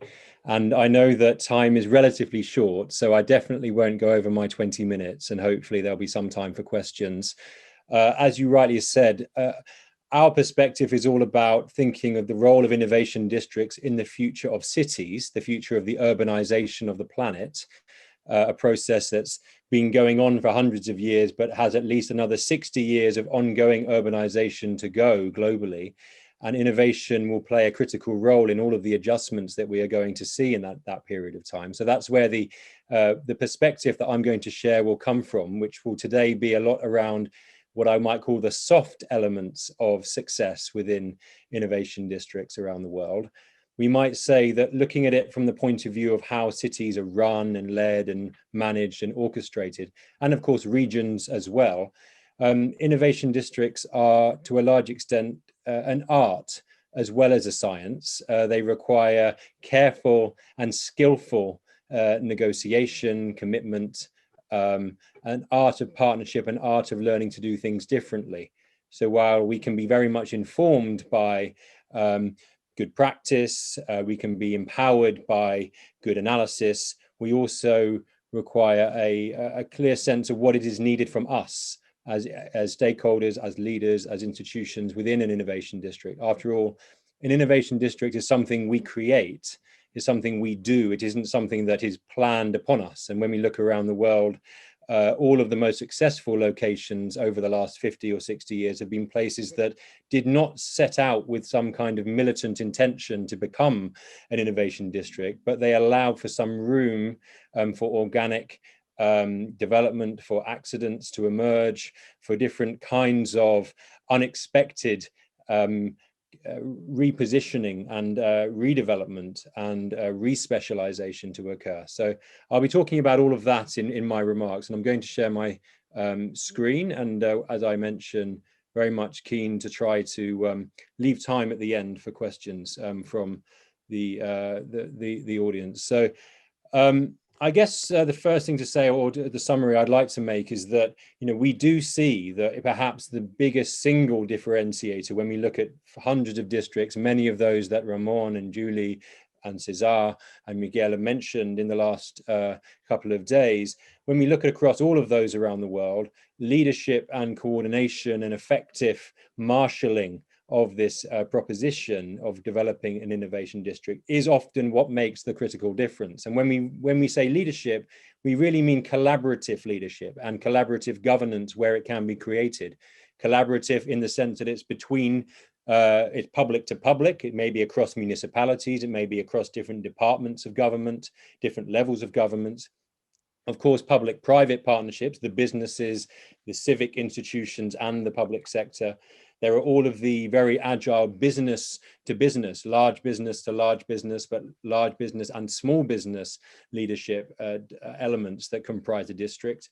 And all of the time, the idea here is that these organizations are not just pursuing their own institutional and organizational self-interest, although of course they do that, but they also learn to share goals with those who they didn't historically align with. They've learned to borrow the scale of others, the expertise of others. It's about thinking about a new habit, a new way of working, where you are become very interested in what is happening between all of the outbound and inbound engagements that you have as an institution, not only thinking about everything that's happening within your orbit or immediate physical environment. So it is about this kind of rethinking, and this requires boldness, it requires leadership, it requires a sense of not just deciding, planning, prescribing, and targeting, but actually also creating a sense of convening those who make up the rich fabric of an innovation district. We've heard a lot about the different partners and players, and I won't go into much detail today on that. It suffice to say that this is about the level of trust, the level of convening, the level of willingness to experiment, which is a standard that is set by senior leaders, but distills and disperses and distributes throughout the institutions they lead.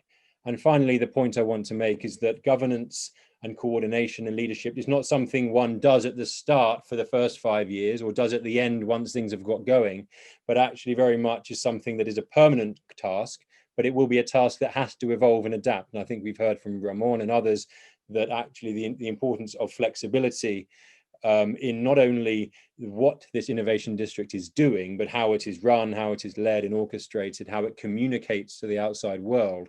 Perhaps we haven't spoken much yet about identity, profile, branding of these locations as well. So these are some of the dimensions. Suffice to say that sometimes the risk is that we think that we can simply plan our way through to develop an innovation district with the right information, the right recipe, the right ingredients, and the right intentions. And leadership is all about understanding that this can only happen for small streaks at a time. One has to constantly battle through, solve problems, and continue to build momentum all of the time in different ways. Now, of course, you know this, and I'm just going to speak very briefly here to say that Sao Paulo is of course, a leading city in Latin America, if not the leading metropolis. And in the wider world, we see it as one of the groups of cities that, among others, that are pursuing innovation economy and rely now very much on the innovation economy because of the need to diversify, the need to raise productivity, all of the things we have heard, I think. And these jobs are going to be that innovation economy produces and that the innovation districts can really concentrate and then help multiply are going to be critical to the long-term future of Sao Paulo, but also the other cities that we might say it is in a peer group with around the world, those capitals of the emerging economies that play this critical interface role between the nation and the wider world. And everyone has a role to play in that journey of accommodating the innovation economy in these cities. It's all of the levels of government, all of the major players in business, in particular the major anchor businesses and companies that have the longest duration, the largest footprint in the districts or the parts of the city they are in. So we have been learning from much of our global engagement with cities in particular, and also regions, state governments, provincial governments, others who are learning how they can support this process. They know that you cannot have 10 districts at once. They know that you need to support in the right way. You have to think about what kind of intervention from public policy is really going to be helpful and not unhelpful in the fostering of this development. And I think the thing we have learned from all of the engagement around the world and many of the locations that have already been discussed is that no innovation district is the same, of course.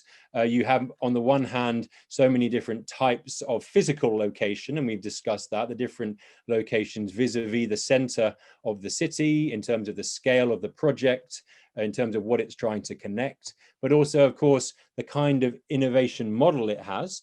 Who are the key agents of change in this innovation area? And secondly, what sort of specialization or mix of attributes or advantages? And this is just, of course, a sample of all the myriad locations.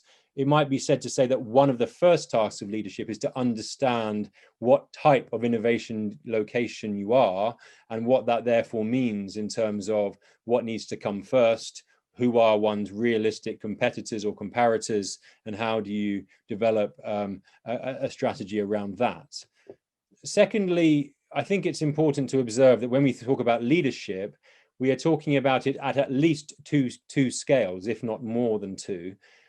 We often, I think, hear some confusion between what we might call the innovation ecosystem, which usually has a geography that is at least as large as a city, potentially a whole region or state, maybe even the whole nation. And of course, the particular districts and locations that concentrate certain parts of that ecosystem. And we have to be supporting cities and supporting locations in different ways to help both of these things succeed. And if we might say that many of the locations that have been mentioned in presentations the last 2 days are places where the innovation economy, that ecosystem, is already firing on many cylinders because there are very strong multi-decade levels of careful thought and policy making about what is the right business environment, regulatory environment, incentives to enterprise, access to capital, growth sectors in markets that are going to be growing in the future, the infrastructure, and so on. So one has to think about, when you are leading and coordinating a district, how you simultaneously foster that big ecosystem, which means thinking about all of the enablers that are going to make innovation possible at the whole city, whole region level. And on the other hand, helping a location to really succeed, where it becomes logical to support one. And of course, part of the art of leadership is also about deciding and helping to think through, is this the place where the first innovation district for this city or region should really be? Should we be relocating certain assets to come here or to come out of here to support one location to succeed, rather than, as we can sometimes see in many parts of the world, supporting lots of locations to succeed at once, therefore diluting the effort, diluting the investment, and therefore the potential. It's also worth saying that when you're trying to do all of this coordination, it's sometimes tempting to think you can do this through a top-down exercise, but we of course know that all of the characters, all of the players in the innovation economy in particular are very nimble. They are moving from all across the world. The growth cycles they go through, the creative destruction process is very often very quick, unexpected, sudden. Therefore, it is not possible to completely manage this process. You have to be, if you are better networked, you are better connected, you become more able to respond and to adapt accordingly. So the reason we say this is because we see many coordination problems arise, as you can imagine, in innovation districts. We've heard many powerful examples, I think, the last 2 days about, on the one hand, thinking that if only we create the physical infrastructure, the real estate, the good planning, everything else will come into play.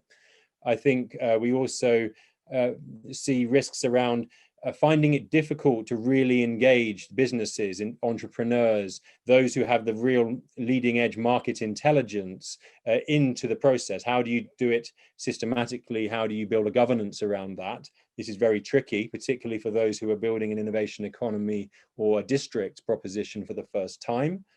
Of course, how do you how do you encourage institutional change? How do you encourage universities, for example, not only to be located within a district and to have a boundary drawn around it, but to also enact a whole process of cultural change, incentives change, behavior change, so that the desire to commercialize, the benefits from commercializing become clear. We also see that there are challenges around developing the coalition of the willing, you might say. Who is part of it? How do you avoid becoming too big? There are many districts, I'll mention a couple in a minute, where the desire to be coordinated creates, unfortunately, the desire to involve everyone in the coordination process, which makes things very slow when you want to move quickly. And so on and so forth. You see many of these kind of challenges, which means that you do need, as part of this process, the appetite to build a really strong, distinctive and shared vision, so that you know that this is a unique idea, a unique place, a unique journey. It's got the leaders who are driving it, who are both capable, they're collaborative by instinct, they're able to connect across the boundaries of their different institutions, across sectors, to learn and to build together. And they are willing to, and there's a desire to build a common narrative, a common idea, so that when everyone is talking about the innovation district, there is a shared understanding about what it really is, what counts as success, and what the long-term journey is, that whole life cycle over 10, 20, but more like 30 years in many cases. I also want to point out that when we think about leadership and coordination, we should think about it in at least 3 dimensions. We have often the focus on the collaboration environment physically, the base of this pyramid, all of the spaces and places that connect and allow people to be serendipitous. But then you also need the leadership at the top end of the senior levels of institutions to come together, to work together, to build some kind of agile governance, to agree to invest something together, maybe create a shared bank account together for certain things where they want to create something new.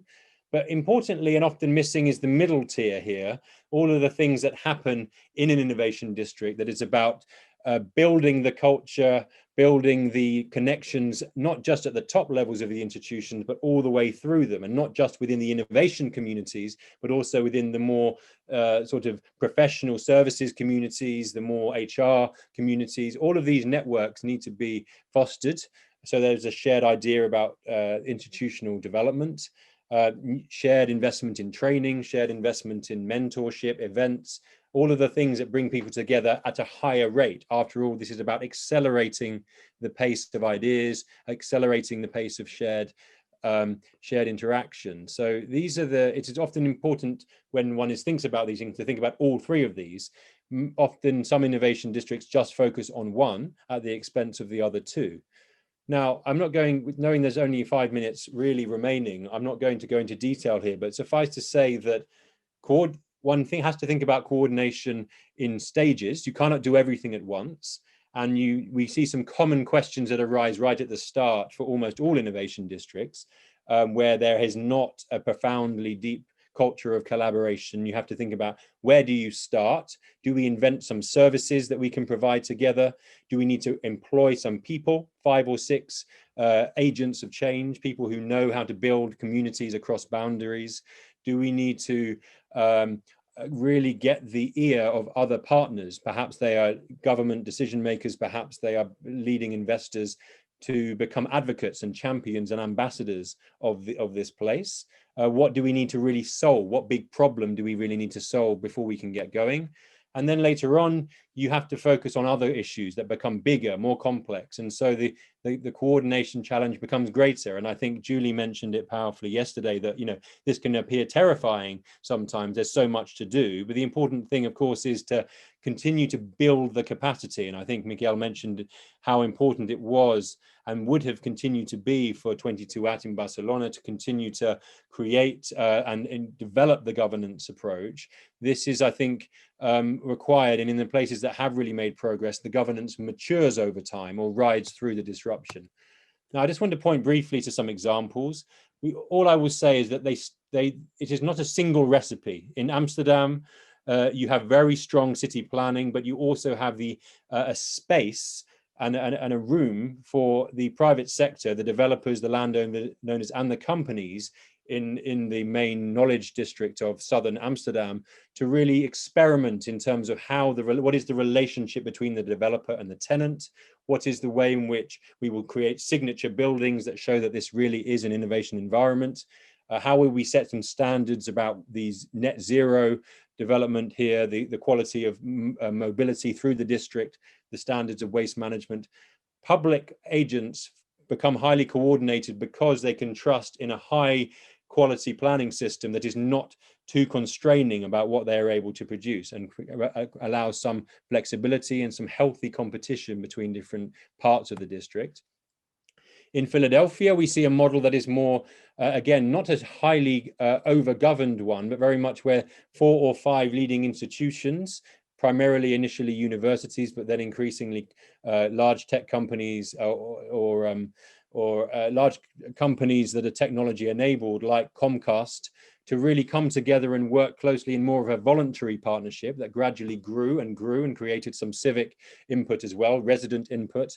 This is a highly diverse socially and culturally, and also on an income basis as well. So the need for these places to work together to supply skills, to create what we sometimes call a social license to operate, very important here. So this is, again, not a rigid governance, but an agile one that has evolved over time, with individual leaders of these institutions playing a key role. I want to point to 2 different examples in Paris, Saclay in France, where we see national government plowing a huge amount of money, investment and focus over many years to support a very large area of southwest Paris to really emerge as the capital of R&D in Europe. Of course, very complex governance spanning numerous local government areas. They've tried to develop a simplified system of a 20 board member governance system with input from business, but it's complex because the universities are divided between the high quality and the medium quality universities. There's a challenge about what do you do first when you have such a huge district. How do you, which places do you really focus on? How do you encourage talent in the tech industry to come out of the city of Paris, out to the suburbs where it is almost a greenfield area? These challenges have been very significant. The importance here has been about consistency of the public development and the consistency of the creation of new ideas, new tools, a shared technology transfer office, for example, for all of the institutions to benefit from. Similar challenges in Seoul, public institutions very much to the fore, but if challenges also about how do you create the incentives for enterprise to really flourish if they're being dominated and poached by bigger companies, if there are challenges around investment, and if there are not quite the mix of uses out of town. So we see the benefits from public consistency and development and leadership, but also the limitations if you cannot involve a more agile formation, and maybe that decides how do you do certain things in the right order. So we see finally, as I approach the conclusion here, that districts are getting it right around the world in terms of leadership when they see it as about investing in the convening power. How do you bring organizations together? How do you assemble the best people in your region to be the connectors and the conveners and the programmers in this space? How do you equip everyone and help people realize that this is not a fad, this is not an idea that will come and go, but you have to get ready for continuous disruption.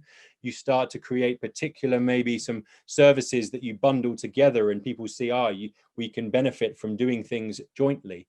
We can attract better, we can deliver better if we do it that way. You might want to create an independent leadership board or a platform that has different kinds of inputs, in particular from small business and entrepreneurship. And I think also, just to finish, the need to coordinate something that's about joint marketing, joint positioning, a joint story, to avoid conflicting narratives, particularly if you're looking for international investment and international demand. And alternatively, where we see many districts be getting it wrong is when, firstly, the hard choices are avoided. We're trying to be all things to all people, not really identifying where you specialize, where is your unique advantage, both nationally and internationally. Creation of partnerships that maybe are too rigid, don't allow others to come in, maybe are not able to be reformed quickly. They rely on perhaps more procedural engagement. Every 3 months we come to a meeting and we agree something, rather than the more organic approach that needs leadership to really take a lead.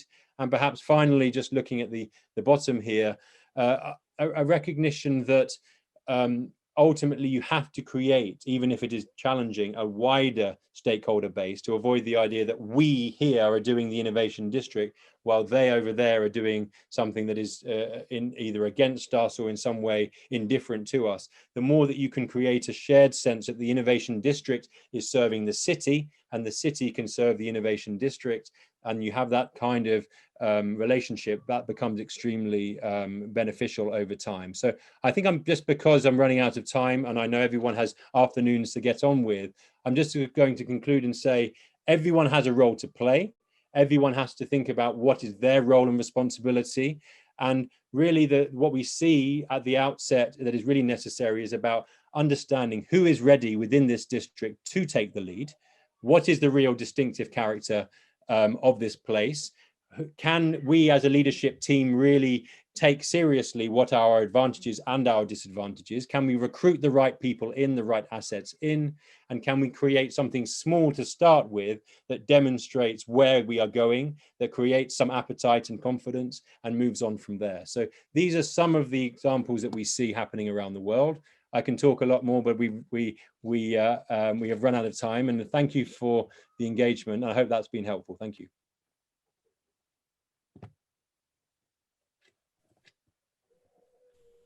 Sim, muito obrigada pela sua exposição, trouxe muitas informações e novas ideias, inputs aí para pensarmos o nosso projeto local e global ao mesmo tempo. Eu acho que com essa sua apresentação a gente fecha um conjunto, né, de palavras comuns que tem um significado muito forte.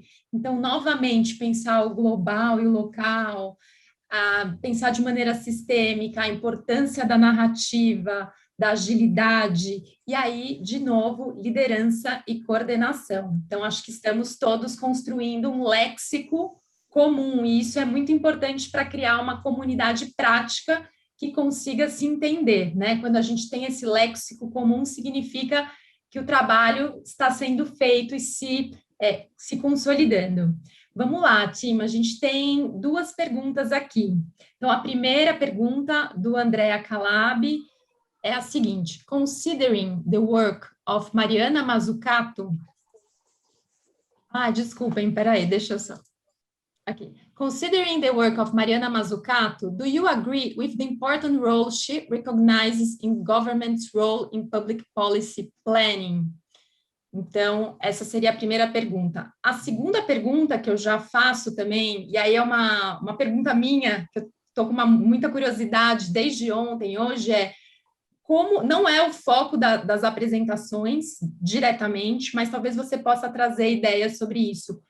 Como conectar inovação aberta, instrumentos de inovação aberta a favor da implantação de distritos de inovação. Então, essa seria a minha pergunta.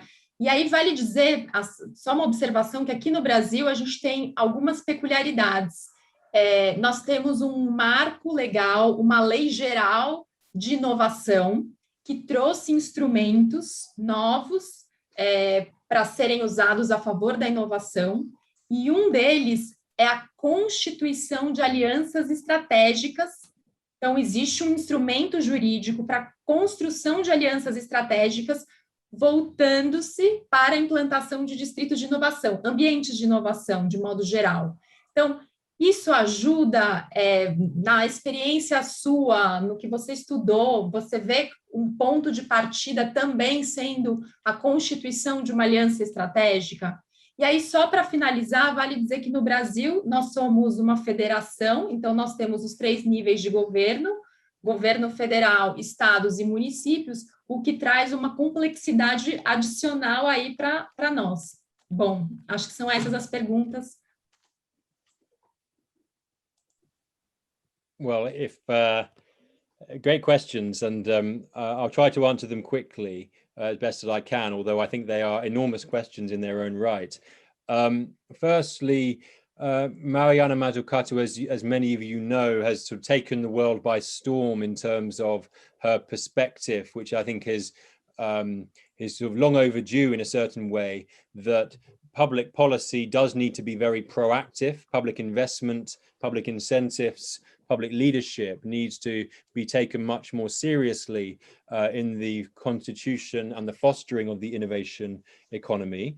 And I think for many nations and also many industries, it plays a very important role that she is raising, that actually one has to think about the long journey, the multi-phase journey through which industries evolve and develop and get disrupted, and that if you only focus on the capitalization process of particular innovations at the end, that you are missing some of the core investment in infrastructure that makes so many things possible. And I think that's very valid. The only thing I would add is that sometimes I think this is used to apply to all kinds of innovation environment, when I think perhaps it is more focused on particular kinds of industry, on cities in particular, where the R&D dimension is very dominant, but perhaps, maybe less applicable to places where services, so innovation in services, financial services, professional services, hospitality, entertainment. We see that actually, although these may not be seen as innovation sectors, in the innovation of these delivery of these services, an important part of our innovation economy and innovation system. And in these cases, there are other ways, other models that we have to consider. So I wouldn't consider it a one size fits all. It's a helpful corrective to an idea that actually you leave it alone, let the private sector do its thing. That is, I think, exposed in most cases as flawed. But we shouldn't throw the baby out with the bathwater, shall we say? And then finally, it's I guess in my mind, I interpret your question as being, how do nations and how do cities around the world and regions as well, of course, go on a journey from where the innovation economy is something they are perhaps beneficiaries of, or they are passive recipients of, to ones where they are really at the forefront, or they become a major player within. And certain countries, we look at Sweden, we look at Korea, we look at Toronto and Canada, other certain regions around the world where they have moved from being relatively inexperienced to more experienced and to more well-versed in what open innovation looks like. I think you pointed to 2 or 3 things that are very important. Firstly, I think that actually one has to be working consistently to develop good governance approaches more broadly for these things to really enable, because they come out of a high trust environment. These are all regions where there has been an attempt to build over recent decades co-investment, shared agile governance approaches that I think these things spill out of.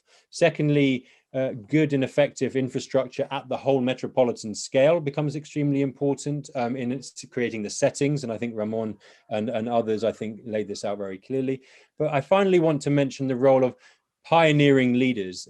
Almost every country and every region has found that a handful of individuals, this also applies in Israel, of course, were fundamental in creating the impetus. They developed the mentorship. They knew how to create and pull the right levers to really initiate a new culture, a new environment that is physical, but also behavioral as well. Finding out who those people are, empowering them, equipping them, giving some clear projects and missions around which this kind of innovation can really happen is extremely important. Those are my initial thoughts, but I think we need another workshop altogether for how to really think it through.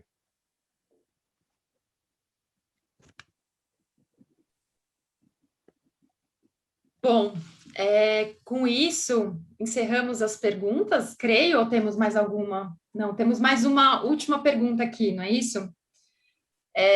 Da Maria Lúcia Camargo, ela pergunta se você poderia dar algum exemplo de distrito de inovação no qual a abordagem top-down de coordenação ou down-top de coordenação e liderança tenha tido sucesso?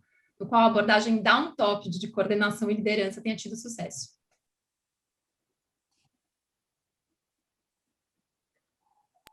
Ah, top-down, top-down. Top-down. Top-down. Yes.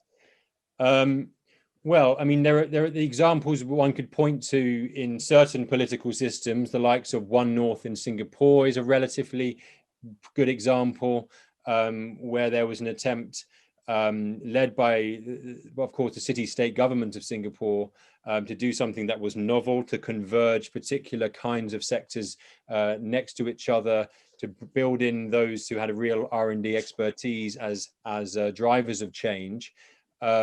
I think we might also say that even in places like New York, you see different innovation districts that have been organic versus very much prescriptive over time. Brooklyn Navy Yard is an example where, after a series of challenges and sometimes failures, actually over time they have managed to build a pretty successful ecosystem of makers and advanced developers, developing particularly high-tech wearables and other activities, where having a strong local development authority or governance system like that creates some consistency.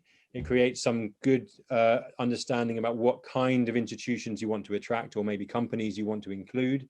It allows you to build good links with the public services, public systems, education and health and others. So we see those kind of projects as being pretty important. I'd also say that, you know, there are projects in Holland, like the likes of Leiden Innovation District around the university there, and also Eindhoven. This is something where it's been pretty, of course, Philips has played a very important role as an anchor company in the transition of Eindhoven, but actually the government and the region around Eindhoven has been very proactive about designating which locations will do what, and about creating a complementarity between these sort of creative activities, these kind of production activities, these kind of capital raising capabilities, putting those together. So you can organize and foster this approach. I think the importance is to not overplay with the power of the top down. You have to see top-down exercise rather than a dictation exercise. And I think where that's done well, you see real success. Sim, muito obrigada, agradecemos a sua participação imensamente, e agora eu passo a palavra para o professor Carlos Américo Pacheco, diretor do Conselho Técnico Administrativo da FAPESP. Obrigada, Carolina. Bom, antes de mais nada, eu gostaria de agradecer aos nossos speakers. Thank you a lot for the presentations and the ideas. Graças a todos por lo que hablam. Tivemos aqui esses 2 dias excelentes exposições sobre o que significam os distritos, quais são as oportunidades, mas também sobre os desafios, e que foi muito interessante também sobre falhas e problemas que podem decorrer, dificuldades na implementação, porque criam para a gente advertências sobre coisas que a gente tem que prestar atenção. Esses conjuntos de 2 dias encerram uma primeira fase de trabalho que nós realizamos, a FAPESP realizou junto com a FIP. Eu agradeço muito a toda a equipe que trabalhou nesses projetos. Isso começou há alguns anos atrás, movido pela ideia, na época da Prefeitura de São Paulo, de empreender um projeto dessa natureza, e também pelo interesse da Unicamp de desenvolver um projeto para a Fazenda Argentina no entorno da universidade. Esse quadro evoluiu muito desde então, quando nós começamos esse trabalho. Aqui na cidade de São Paulo, o projeto de um distrito de inovação ganhou envergadura, ganhou drive, sobre a liderança da Secretaria de Desenvolvimento Econômico, da secretária Patrícia L., e ganhou uma envergadura maior com a implantação de 4 áreas, City 1, City 2, City 3, City 4, e uma abertura maior para um conjunto de coisas. Também na Unicamp, isso evoluiu bastante. O projeto do RIDES ganhou consistência, ganhou apoios internacionais e nacionais de outros atores. E então, encerramos uma fase de projeto, mas temos uma perspectiva muito atraente para o futuro, pelas perspectivas de novos desdobramentos da construção desses distritos de inovação, e também, por que não, em outras cidades, como São José dos Campos, ou Sorocaba, ou outros lugares, Ribeirão Preto, assim por diante. Eu acho que é uma oportunidade impressionante aqui em São Paulo. Entre as novidades que a gente tem no CIT, está o IPT Open Experience, que eu acho que é um projeto também marcante e interessante, que vai determinar o futuro do que a gente pode fazer nos próximos anos. É uma oportunidade, a construção desse distrito é uma oportunidade fundamental para São Paulo, porque, na verdade, a inovação cumpre um papel decisivo sobre a trajetória da economia paulista e da sociedade paulista. Ela é fundamental do ponto de vista de competitividade, da criação de bons empregos, da criação de novas empresas, e é alguma coisa que nós vamos perseguir permanentemente como um objetivo das políticas públicas e de tentativas de alianças com o setor privado para fortalecer o esforço de inovação, quer nas empresas, quer nos serviços, quer no próprio governo como um todo. A pergunta, eu acho que é desnecessária aqui, mas por que tanta ênfase nesse distrito de inovação?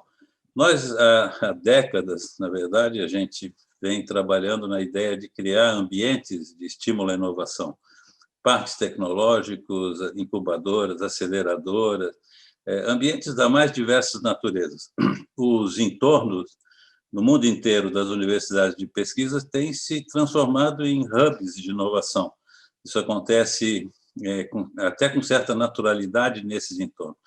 Por que buscar, na verdade, uma política explícita de construção de distritos de inovação? Porque é um instrumento relevante de acelerar a inovação e também de redesenhar as cidades, de reconstruir o espaço urbano como um ambiente melhor, mais agradável, mais atrativo para gente talentosa e novas empresas emergentes e intensivas em tecnologia. Então, a ideia de criar ambientes de inovação é um pouco, como foi dito aqui, é uma construção.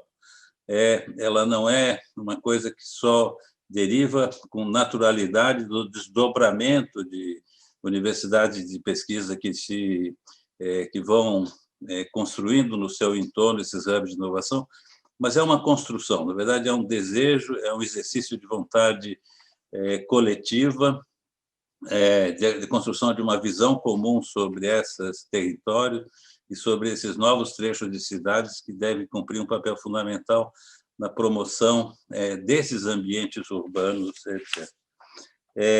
Eu acho que, não quero sumarizar o que foi dito, mas eu queria chamar a atenção sobre alguns pontos que todos, na verdade, salientaram. Primeiro, a importância de uma boa governança para um projeto dessa natureza e a importância da liderança no processo. Essas coisas não ocorrem com naturalidade e precisam de uma boa governança que seja capaz de ser inclusiva, mas que não seja paralisante do ponto de vista da excessiva representação de todos, etc., e que conduza um caminho em relação ao futuro.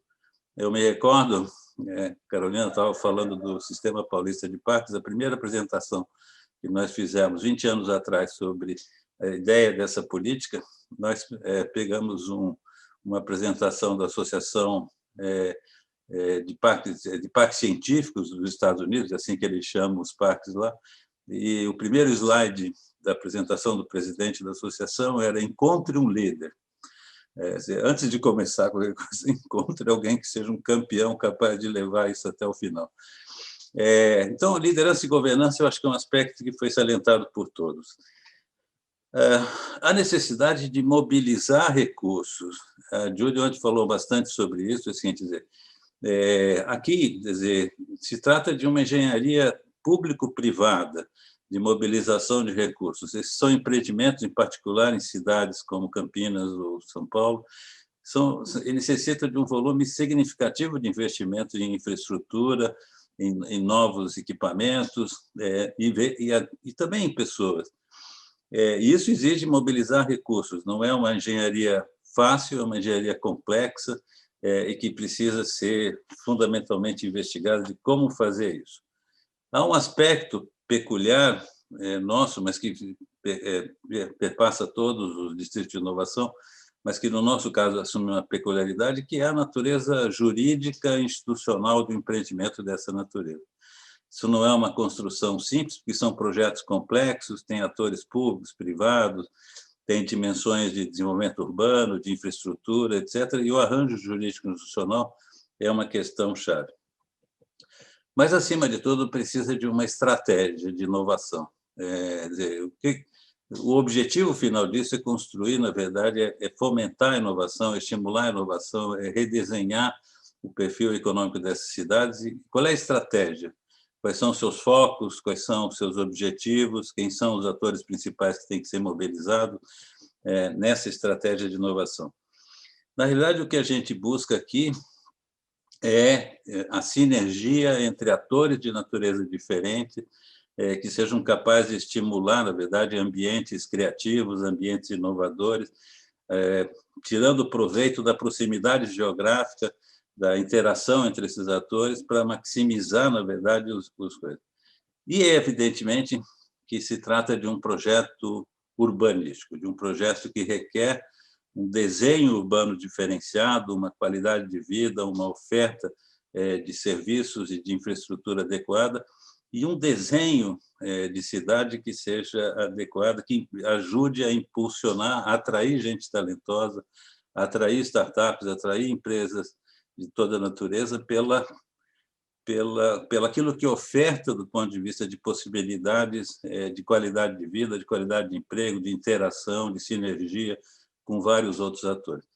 É uma construção complexa, mas, parafraseando, como dizia o Kennedy, para ir à Lua, se fosse fácil, os outros tinham feito, tá certo? E não seria tão estimulante. É porque é difícil e complexo e talvez seja uma coisa altamente estimulante para todos nós. Parabéns de novo a todos os nossos speakers, aos nossos convidados e à equipe que conduziu o projeto na FIP. Eu fico bastante satisfeito com o resultado desses 2 dias de discussão e vamos em frente, que temos muitas coisas a fazer nessa mesma direção para os próximos meses e anos. Um abraço a todos.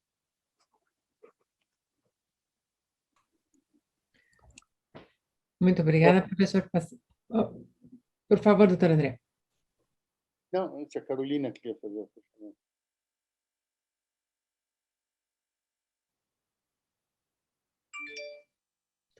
Manu, pode ir adiante, Manu. Não, eu ia só agradecer a todos pela presença, lembrar que os vídeos vão ser compartilhados por e-mail com vocês, tanto do dia 1 quanto do dia 2. Agradecer a todos os participantes, os panelistas, e que em instantes, então, nós terminaremos e finalizaremos o nosso webinar. Muito obrigada a todas pela presença. Se alguém quiser também fazer seus agradecimentos, por favor. Muito obrigado, e a percepção, junto com o Pacheco, de que foi um belo seminário, um belo encontro nesses 2 dias. Os palestrantes, agradecer muito a todos e a toda a audiência também. E você, e em especial também a Emanuela. Obrigado. Tchau, tchau. Un placer, hasta pronto. Una abrazada. Gracias. Obrigada a todos. Obrigado a todos.